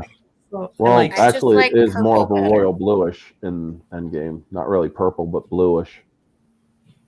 But it is more of a royal blue. I remember or at it as least purple. Well, get your eyes checked. But yeah, so when he actually keyed the suit to her when the Mandarin had his goons attack Stark's house. I love that. He's like, "Are we still at Ding Dong? Come on, we should be a full freaking lockdown. Full lockdown. Come on, I threatened a terrorist." Also, I do want to talk about Happy, which when Happy was at the Chinese theater, or as the Mandarin, theater, after Taggart went off because of getting his bad batch because of the missing component, a lot of people were wondering why Taggart blew up. It's like, well, remember, Happy took a component to the inhaler, so Yeah. he couldn't regulate completely. But when Happy sees the tags, he knows to point to the tags because he knows that Tony will eventually be looking at the scene, which was something that I thought was a brilliant piece of storytelling. This is somebody who's worked with. I guess it also shows like kind of just like how well Happy knows Tony. So it's like, yeah, he's gonna be like, oh, this. Oh yeah, I mean that's exactly it. It's like this is somebody who has worked with him and knows him so well that he will look at this thing piece for piece and he'll know exactly what I'm trying to tell him just by I had a mosquito bite me on the knuckle yesterday and it itches like hell. But Mosquito Man in your future? No. I kill like 30 mosquitoes before I go to bed every night. So, yeah. Can I just say like the guy like blowing up, like I was horrified. Oh, it was. It's like that was what scary. the fuck is boom? I'm like it's just like kill me. It's all like At first I thought it was Ethan Hawke, but it's not, or it wasn't. I'm like, man, they got all sorts of big fucking name actors in this movie. And I'm thinking to myself, they gave him like a 2-second scene. But then again, Ethan Hawke, we want you to act for 2 seconds. There you go. Here's 5. You'll be on set for a week, but you'll only get a 2-second scene. But get this, they actually did do that to Ethan Hawke once, and it was the Total Recall reboot with the extended scene or the director's cut of Total Recall, where he's actually the real face of Colin Farrell's character. Oh, interesting. And I'm thinking to myself, well, at least he had a decent role.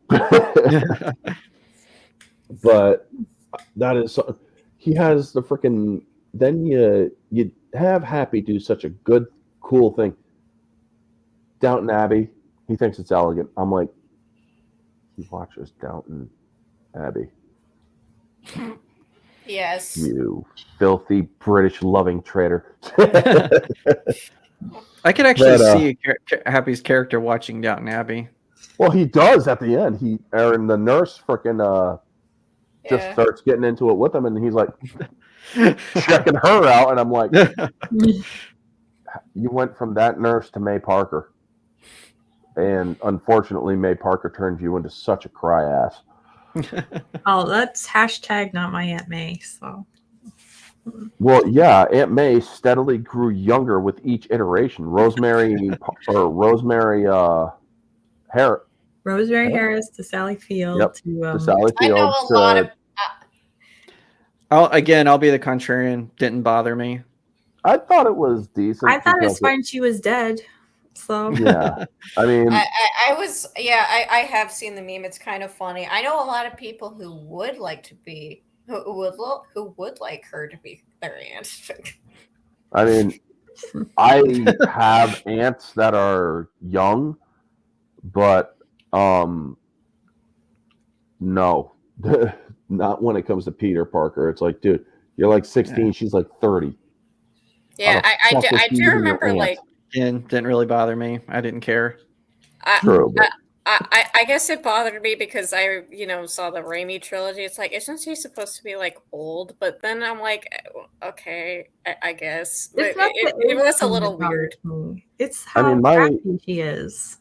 my It's aunt like, she's like, on I my mean, like in the last one in No Way Home, she's like, here, MJ, why aren't you wearing a condom? Or like, yeah, it's like, ugh, and then there's And then you go from Rosemary Harris, who's like, I believe we have a hero in all of us, to why aren't you wearing? Are you playing? are you being safe? Are you being safe? Are you wearing protection? She is Yeah. a mother figure to him. Well, Maybe. yeah, she Yeah, does have but a I mean, like, maternal not streak that to her. kind of mother. Yeah, that's. I'm sorry, folks. That's the age difference between, or with MCU May and Tom Holland is a fucking porn plot. I'm just gonna say it. It's a fucking. probably porn I plot. totally disagree. I think you're all nuts. It's ridiculous. For one thing, Marissa Tomei is a fantastic actress. Yes, she is. I'm not saying she How much isn't. is I'm she just paying saying you? that. I'm just saying that And I having thought an she was aunt fine. that fucking hot. I think for the MCU Spider-Man, it worked well. He's a different kind of character than Tobey Maguire and Andrew Garfield, and everyone just needs to suck it up and deal with it. And True. However, how I it do not You're like how giving me they. the core meme. Ah, she's 58. Jeez, We just got to Yeah. deal with it. Good. Is what we're saying. However, I will say this: as much as I didn't mind her, to be completely honest, I do not mind Marissa Tomei's Aunt May. I do not like that they took away Uncle Ben in the MCU. I will I mean, agree they with that kind of. part. I mean, they did kind of reference him, but at the same time, I do kind of see why, because there's been 2 other Spider-Man trilogies before this. We've seen Uncle Ben die twice, so it's like having just a small reference, I guess, was just A their small way of reference is good. Yeah, they had that. However, they took Uncle Ben's biggest lesson to Peter and then gave it to Peter, who was already Spider-Man for I don't know how long, like 2 or 3 or 4 years. And it's like he should have already had that lesson Well, he because does the way he kinda. was He talking to says a Stark, line- Yeah, he kind of says a line in Captain America: Civil War. So it's like again, when I don't you don't do things, that's when the bad things happen. right. Yeah. Well, And I'm thinking to myself, okay, so he understands what the great power comes to great responsibility. Then later on in freaking No Way Home,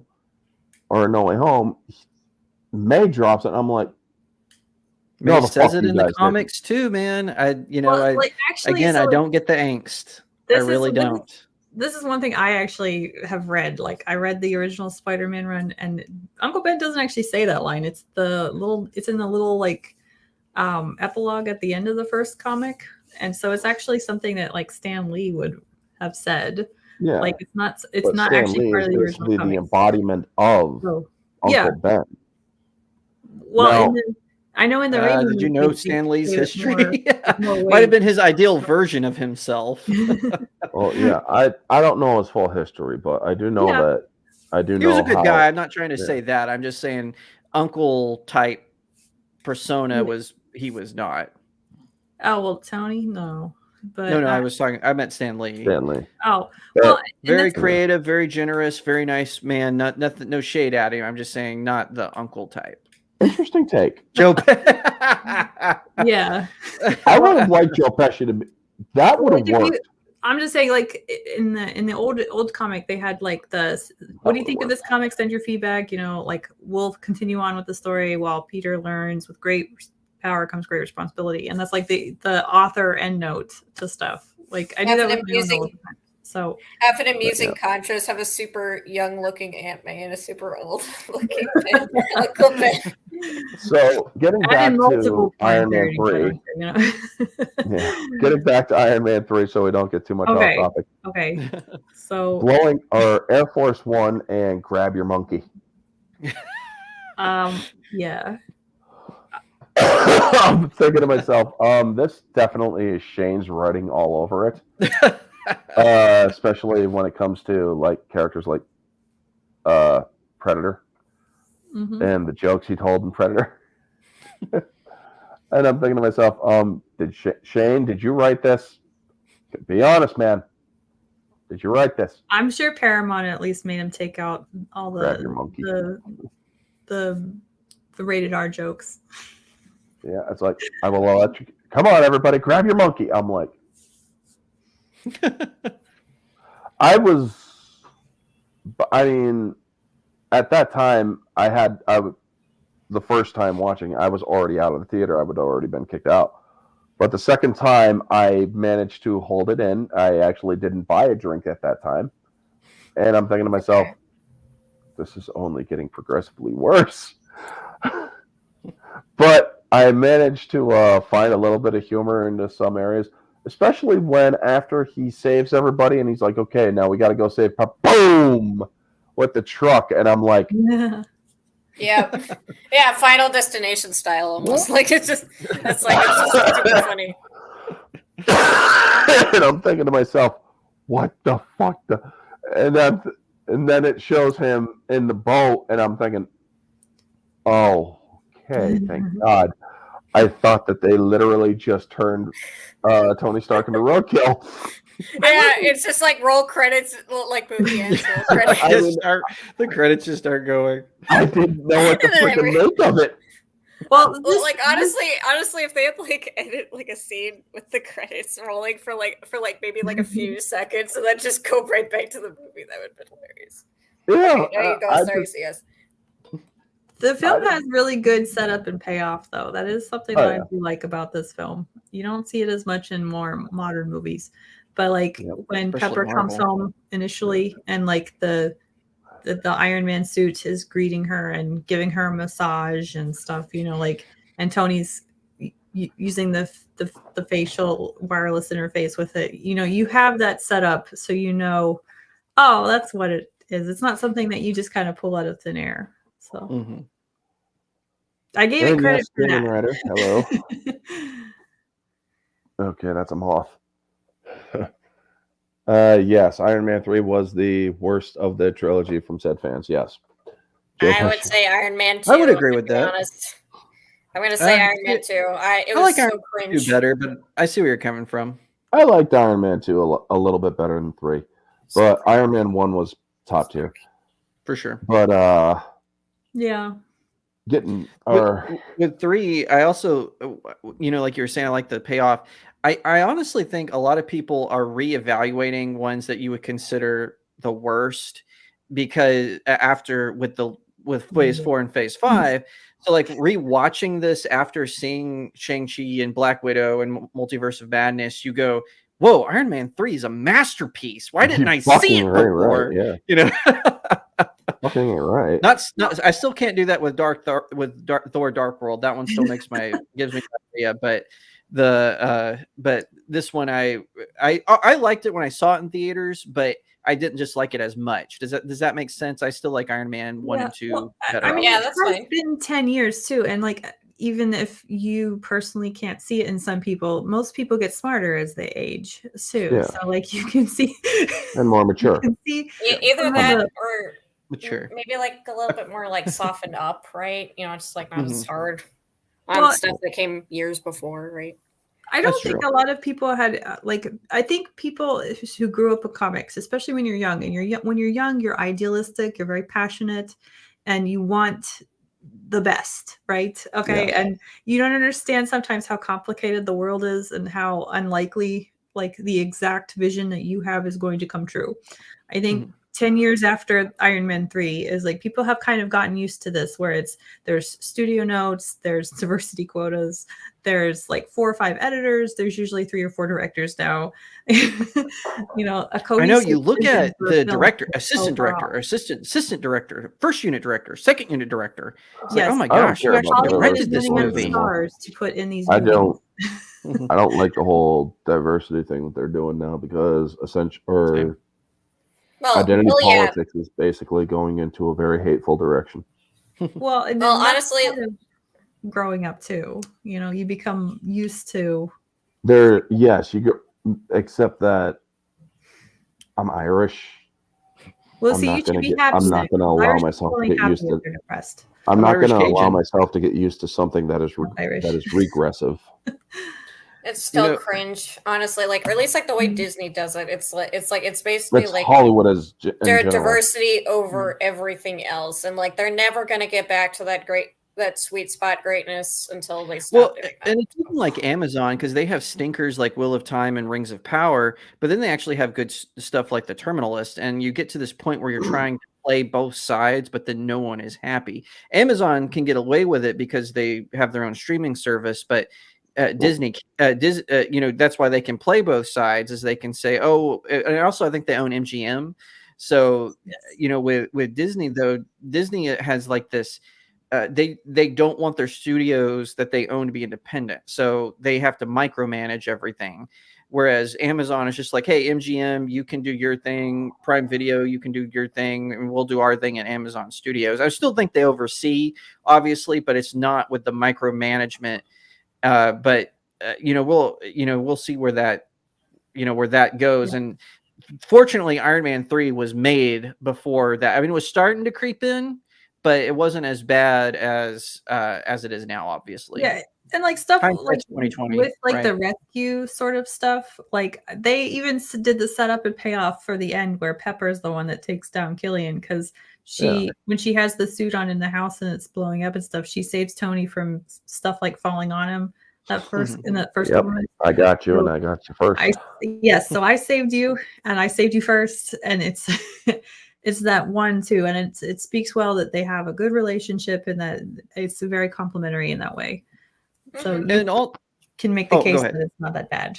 So well, also, if it had just been Pepper by herself taking on Killian, we all would have rolled our eyes, right? Yeah. But she's souped up, she's powered with extremis, and so they give her, they put her on an even playing field, and that's one thing that I appreciate about this movie and about movies pre 2016, where if like they wanted to put a woman in an action sequence, they would give her some sort of edge to level the playing field. So you don't have like a 90-pound woman like with Gunpowder Milkshake. Man, what a terrible film. You had a woman who looked like she was 90 pounds fighting a guy who was twice her size and more muscular and beating him up.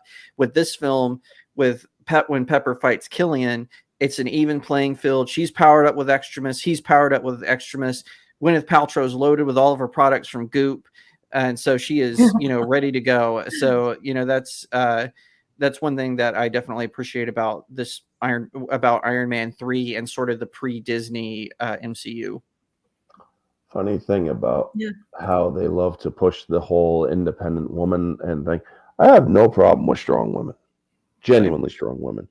However, this false narrative that they keep pushing is getting to a point where a friend of mine taught his niece a very painful lesson because she's like, I could do whatever I want. I'm a strong woman. And he's like, oh, let's examine this.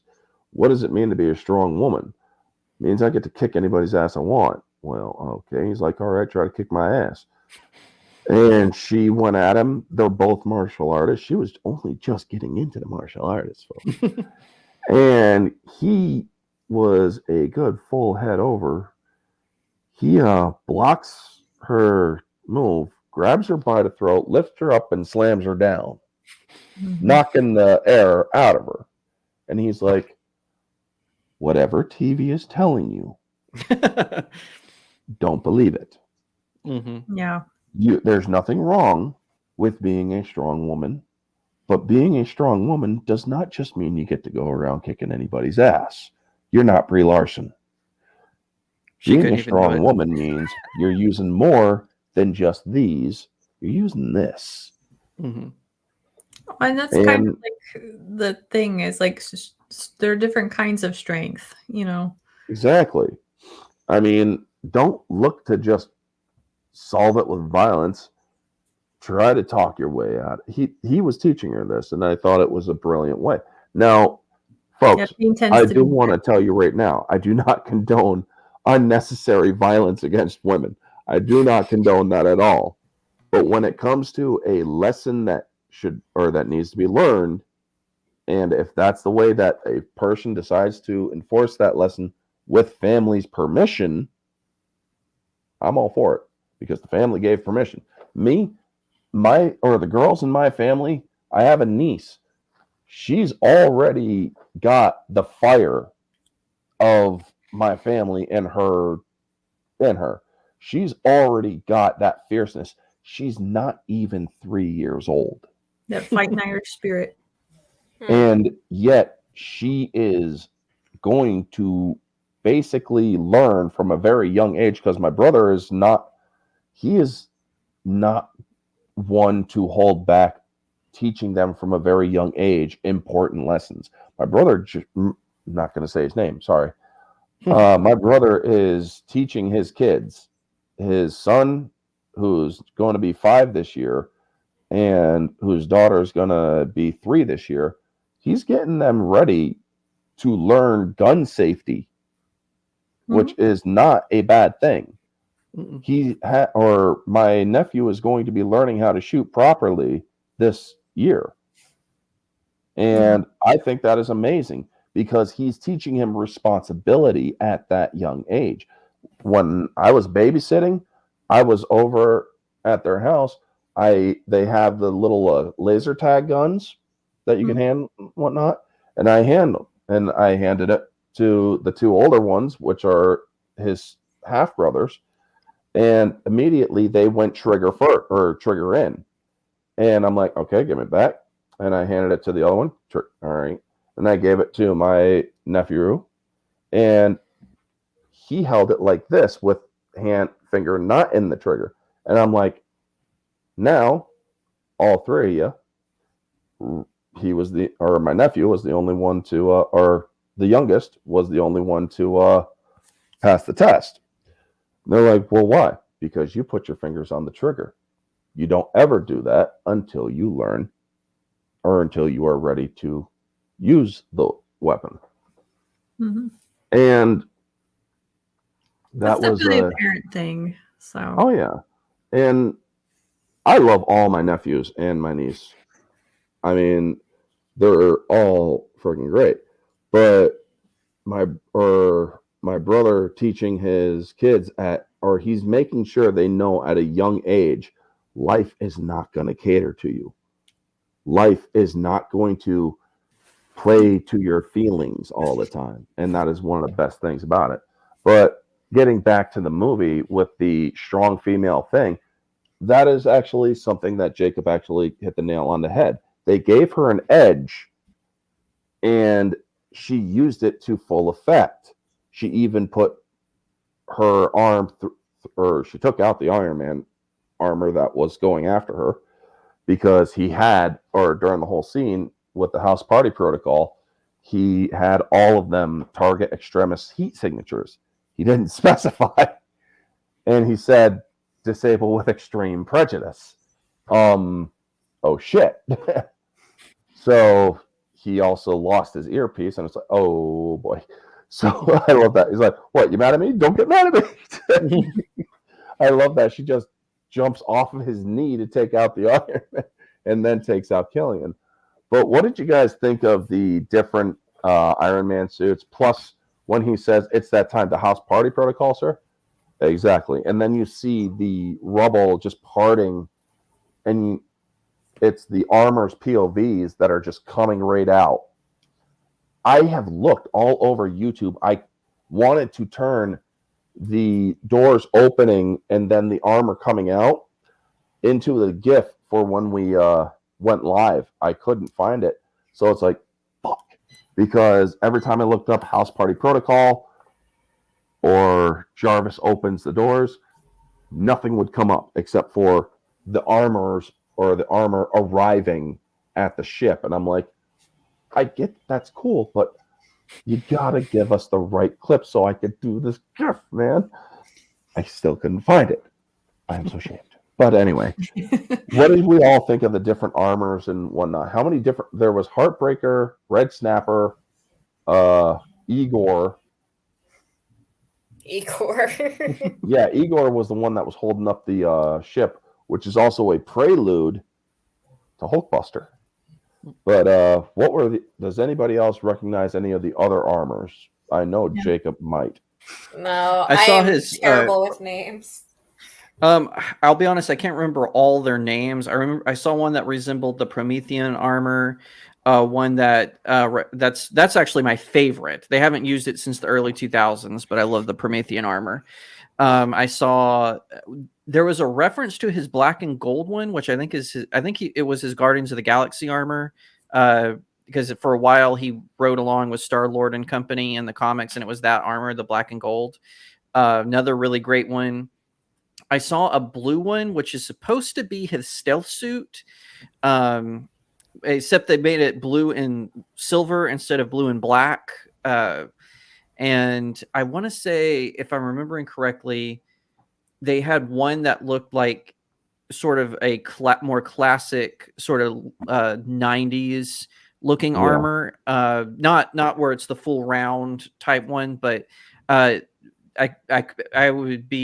really ashamed myself. I couldn't identify all 40, but but it was still cool. Okay. It's okay. We won't hold it against you. Well, and some of them are variations, like they're not exactly like they are in the comics, but they were all really cool. That's actually my favorite part of the movie is the House Party Protocol. When they all come together, you have to be, especially if you are a nerd like me and read the comics. So watching all of them come together was pretty cool. I loved that scene. I was a little disappointed because I wanted to see the Silver Centurion armor again, but it did not appear in the House Party Protocol, or at least I didn't notice it. So, and I've seen the movie like 4 times, but I tried to look for it this time and I couldn't see it. Mark 5? You mean the Mark 5 from Iron Man 2? Yes, yeah. Yeah, that would have been a nice or that throwback. armor was considered obsolete at that point. Still would have been cool. He discards it if it's obsolete, essentially. But that is one of the things I did like then Roddy's like, oh, that's cool. Here, let me have one.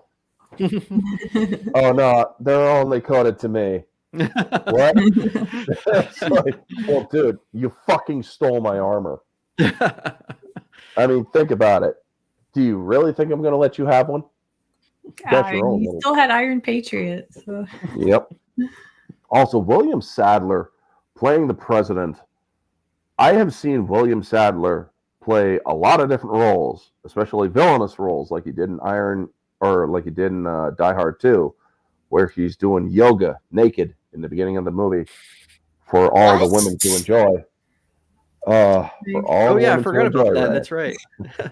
And I'm thinking, now that I think about it, I don't think I've ever seen Die Hard all the way through. I've seen like sections of the movie spliced. Well, that's Die Hard, or this is Die Hard 2, the one that a lot of people don't like. And I'm thinking, I haven't seen that one. I've seen too. Maybe that I liked it. I've Die seen harder. the first one. Yeah, exactly. Extra hard. Try harder.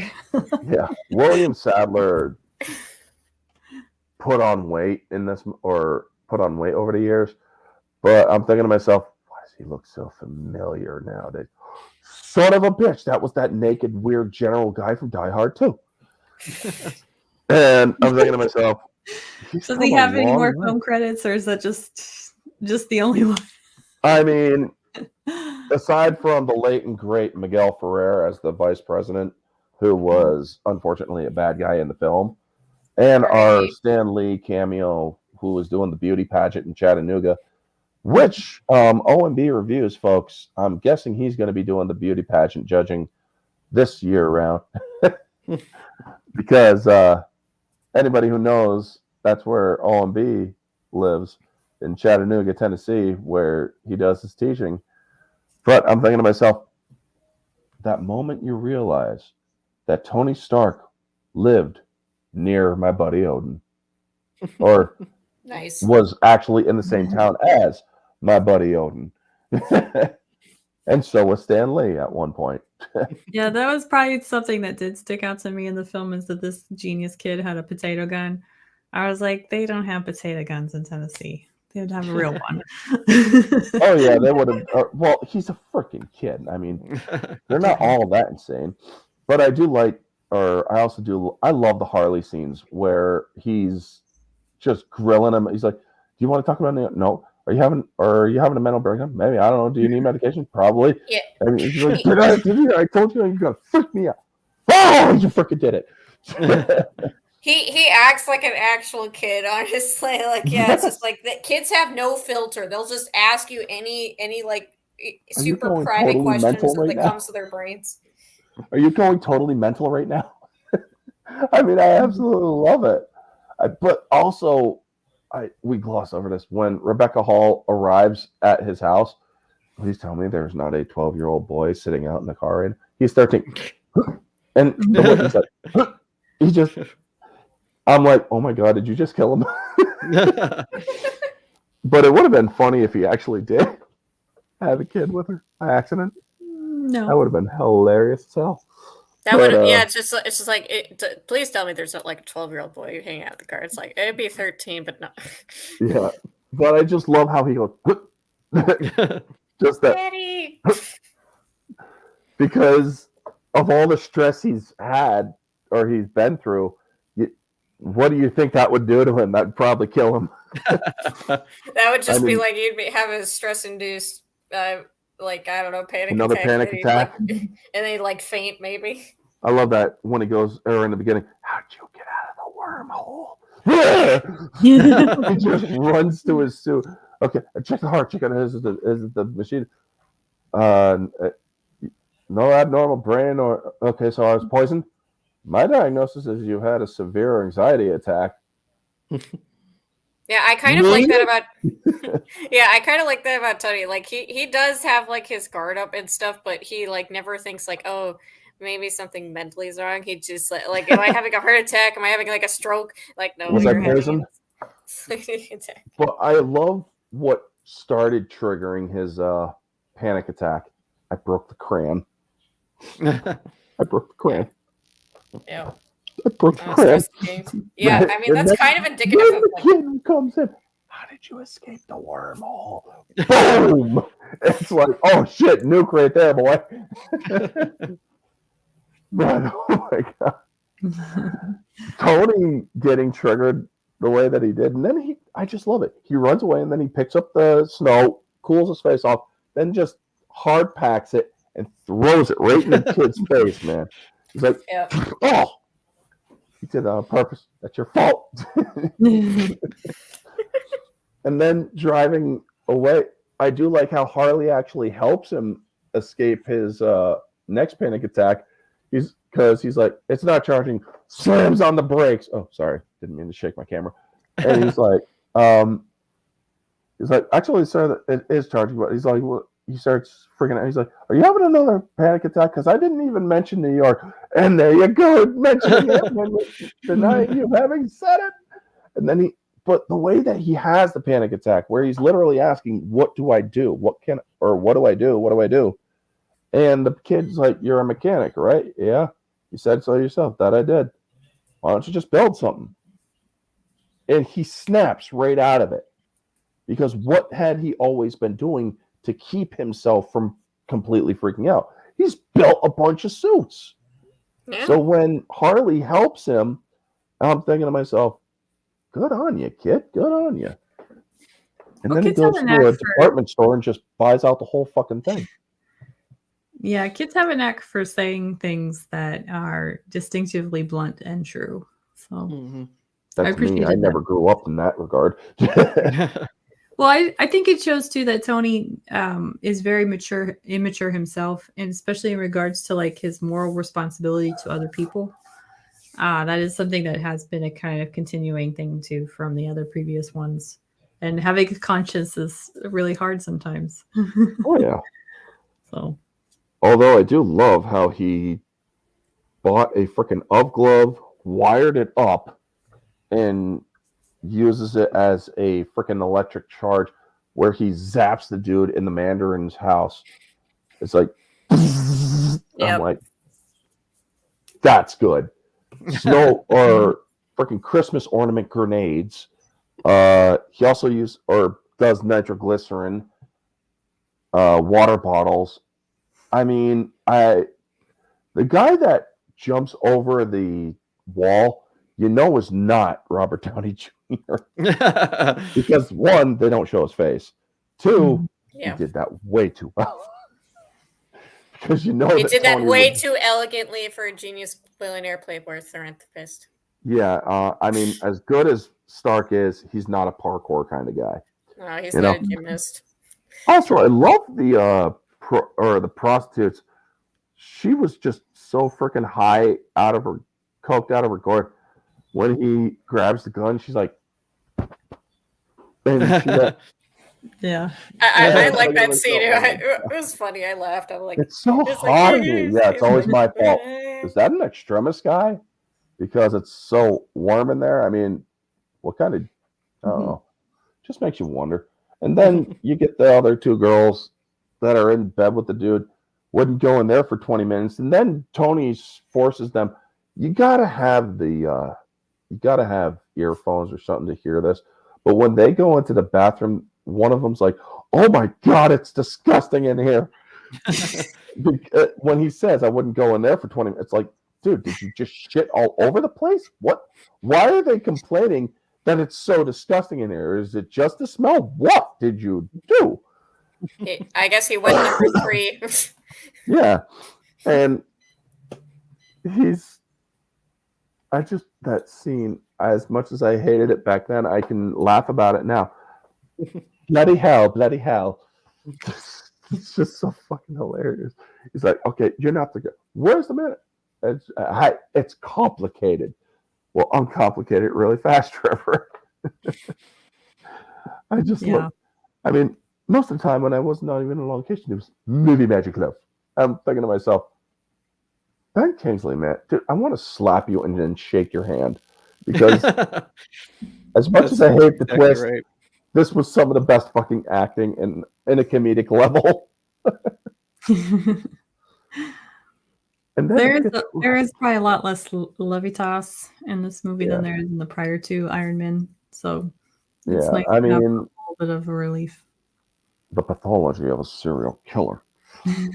And you'll never see me coming. He does that so well. He can have great voice, and then he can have these happy cherry voice. He's kind of like my buddy Roger Athay. Yeah, pretty much. Like,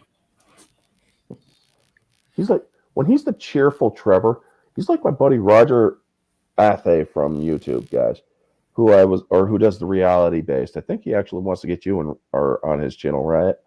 I already went in. Oh, you already did. I'm gonna have to check that out then.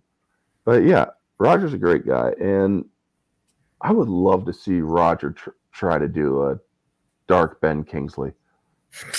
I wonder if he could pull it off. Roger, if you're watching this, you got to do a dark Ben Kingsley. So then we get to the clean slate protocol, also, or where he blows up the suits. We'll get into that in a little bit, but while we're still on the Mandarin, when he's sleeping and then the shooting goes off and he wakes up and just takes a swig of beer. I'm thinking to myself, this dude is so freaking, he's a waste of humanity, essentially. This is Robert Downey Jr.'s Tony Stark approaching Robert Downey Jr. from the past, essentially, because he's like, I had a bit of a substance abuse problem. What they said they said they get you off them. No, they said they get me more. He's like, they gave me. That is a good motivator. Yeah, they gave me things. They gave me this house. They gave me Plastic surgery. and then he He's falls just asleep. not off. He's like, then she's like, you just not off. It's fucking hilarious. Why didn't you hit the panic button, Trev? Well, I panicked and then I handled it. And I just love the face. He's like, just gives him that, cracks it open, and yeah, I handled it. But yeah, man, this movie is so fucked up in all the best ways. So back to the boat, and the Mandarin, he's like, and thanks to you, not a single fat cat saw a day in court. What do you want from me? Nothing, sir. I just needed a good excuse to kill you that would work well with the public. No. Well, okay. Thinking Yeah. beyond 2016, that fucking makes sense. It's almost as if this fucking movie predicted the future. Public opinion is now the only judge, jury, and executioner going forward. Did anybody else pick up on that? Not to mention they did make the president a Republican. We're going to have to address the elephant in the room. He made sure to emphasize elephant, so it's like, well, Republicans are elephants and Democrats are donkeys or asses. But it's like, why did they have to freaking do that? That's the one thing I don't like, is when they actually make any sort of political figure identifiable with a party. Usually, most movies, they actually keep it neutral, politically neutral. You don't know whether or not they're Democrat or Republican. But in this one, it's like you freaking made a point to identify its political party, which was kind of stupid. Isn't in Iron Man 2 with the senator from Pennsylvania? I actually think he's labeled as a Democrat because when he's on the little thing, so I think they just kind of were like, well, we did this one last time, so we'll do this one this time. Yeah. Honestly, I didn't think it was that noticeable in this movie, so it's just like, it's one of those blink and you miss it kind of things. Like, it wasn't in your face, it's right? like, but he says, it's like, we're going to have to, or besides you, we're going to have to address the elephant in the room. And I'm thinking to myself, besides you fucker. Because honestly, that's what movies are doing nowadays. They're just bashing the fucking, or actually not movies, but TV shows. I mean, they took great TV shows like FBI and FBI Most Wanted, and then now they're doing far-right extremism. They're making a habit of mentioning this shit in TV shows and whatnot now. Yeah, like almost like every TV show, like, or at least like crime drama shows, I've noticed, like, they basically all do the same talking points. Mm-hmm. You know, I mean, like in Iron Man 2 and 3, you know, it wasn't like bashing on a political party. It was kind of just giving a slight identifier. But yeah, like nowadays it's like so ham-fisted. It's so cringe. It's so I remember last scene of The Rookie. This is one of the reasons I kind of got tired of the show, was they had this whole plot where it's those, have you ever heard of those, I'm a citizen of the world, so they get pulled over by a cop and they're like, I'm not a citizen of the United States, I'm a citizen of the world. They pull that shit. Yeah, that is primarily a left-wing thing. Well, in The Rookie, they were trying to say that these people were right-wingers. And it's like, a right-winger wouldn't say, I'm a citizen of the world. What are you talking about? A right-winger would say, I'm a citizen of the United States, you fucking morons. Yeah, exactly. Yeah. They would start quoting the Constitution, not Mao. Yeah. So, but yeah, no, I see. But I felt like, though, Iron Man 3 didn't go out of its way to make the president look bad, though. I mean, they did kind of portray him as you know, just, I mean, the Mandarin made a lot of accusations against him. Yeah. But they did. Exactly. But they still made a point to make him a victim of what was going on, though. So I don't really, to me, I felt like that was more fair. Pretty much. It wasn't like the president himself. It was the Mandarin making the accusations, like trying to make and they were never confirmed in the movie. The movie never, like, they didn't do that thing afterwards where like, I know you really did this, you know, like they do in all those shows. It was, they always showed that it was propaganda as opposed to, it was just like, Killian's a freaking maniac and he's insane. But here's the rub. He's like, he says, besides you, we're going to address the elephant in a room. And it's like, okay, so that would make the villains Democrats. Well, President Ellis, too, was named. I mean, that's the danger of doing all this, folks, when you put when you put this shit in shows and TV or in movies, you run the risk of making yourself look stupid. Yes, the unintended learning points is what teachers call it. So, but President Ellis was named for the guy who wrote one of the more extremist arcs in the I comic. do believe so, yeah. So I don't think they made him out to be a No. laughing stock or anything. And the the vice president as like Mexican, sort of, I don't Hispanic. know.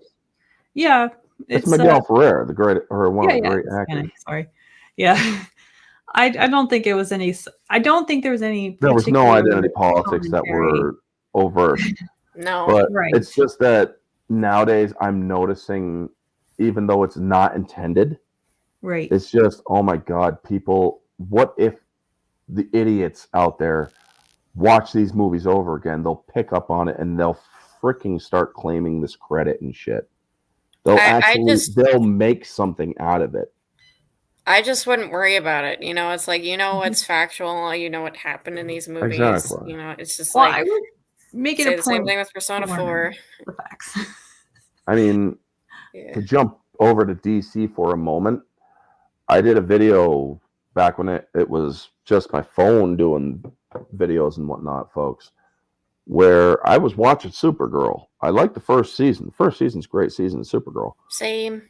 Second season was when they started getting into the politics and shit. And where Grant asks Linda Carter, president, well, at least tell me that you're still a Democrat. And then they get into season 3. They're building a wall to keep us. I'm like, so There's in no their originality. universe, the Democrats are building the fucking wall.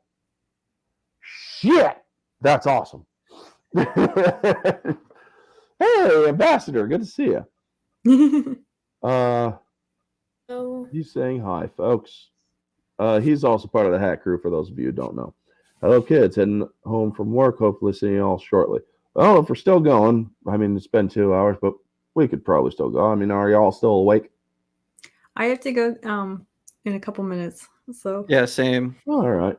But all right. Well, we will go start for another winding it half up then. hour before my mind starts slipping. So. All right. Well, we can start winding it up. But I really do like this movie.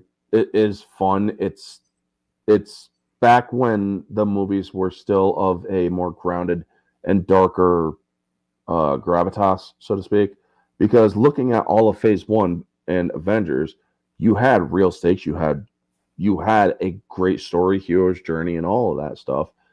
And one of the things I liked about this was you really did round out Stark's story to make him the hero he needed to be, especially fixing Pepper, getting her out of the extremis situation, and then getting his own heart, which the heart doctor, the Chinese heart doctor he embarrassed at the beginning of the movie, ends up taking the shrapnel out of his heart, which he turns into a necklace for Pepper, which is it's like straight from my heart, man.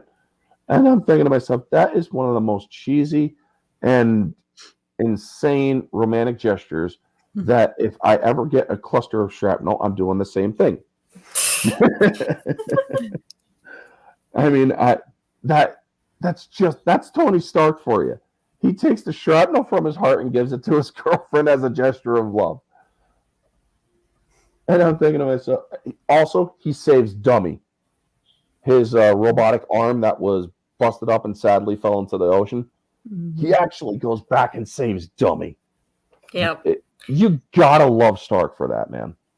I'm gonna I wonder. Okay, I wonder if it was the intention to make the shrapnel necklace like a callback to when Pepper gives Tony the case with the original, the original arc where it's like a proof that Tony Stark has a heart. So it's kind of they're like a couple who gives weird romantic gifts to each. Yeah.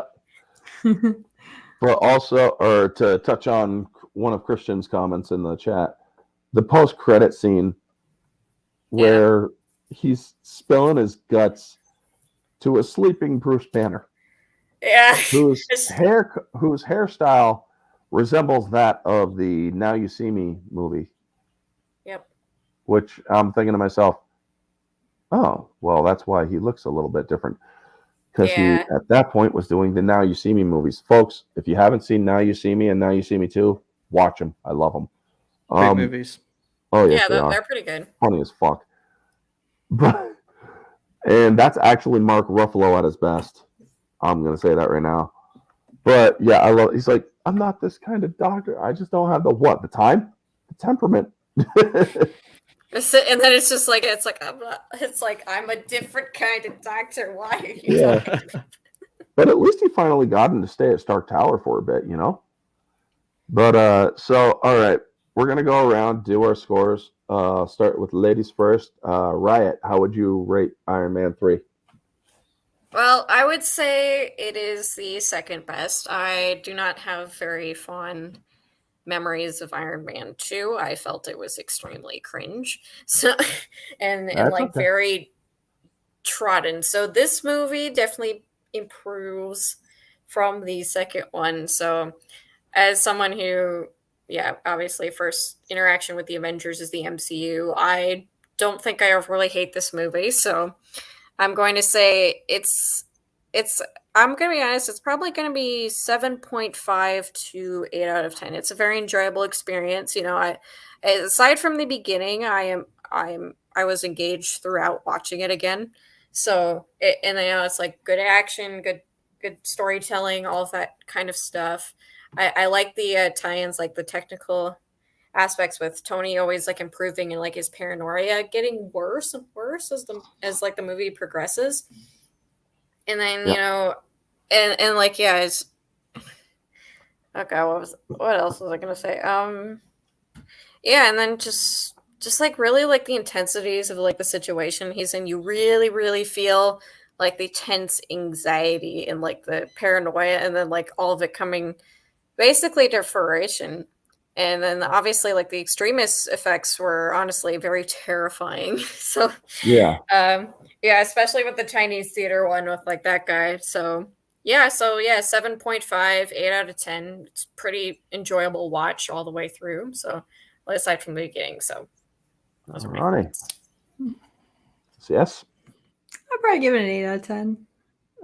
The writing is a lot sharper than a lot of modern day stuff, but it's still got its flubs here and there. They're juggling a lot. They're trying to tie in a lot. I think if they cut out a few things here and there, it would have been better. Yep. All right. So yeah, Hey, it's Rock. very enjoyable though, and I do. Most of my criticisms of it are sillier. Alrighty, Jacob. So I'm going to give it a solid 7. So basically a B plus. I think it's enjoyable. I do think it's underrated compared to other MCU movies. I still think it's I'm going to have to disagree a little bit. I do think it is the weakest of the Iron Man films. That being said, I loved it. I think it's great.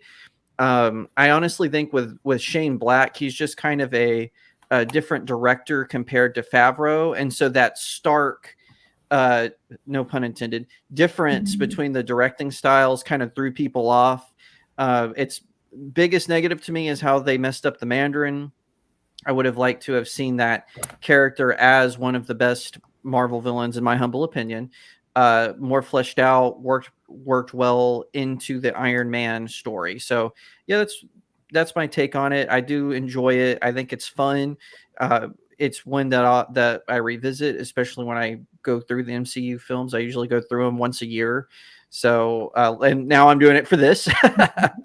So, yeah, it's a lot of, so I thought it was a lot of fun. I think the, one thing we didn't touch on was I really like the music in this film. It Yes. continues the tradition of that Yep. really cool rock music that makes the Iron Man movies not just a joy to watch, but a joy to listen to. So, yeah, there you go. As for me, I do my 3 tiers. But before I do that, I do want to say that when they did the clean slate protocol, where the music swells as the suits are destroying each other or destroying themselves, that was where the score became top tier. as for the movie from an objective standpoint, meaning without bias, I believe that this movie does fall around a 7 to a 7.5. There is the subversion of expectations, which took a lot of people away from the film, which made a joke out of one of the best written villains in comic book history. And this movie from an objective standpoint had great directing, great acting. However, the writing of the switching or the Mandarin to the stage actor was something that destabilized a lot of the audiences. So yes, it can really take a huge toll on a movie's score.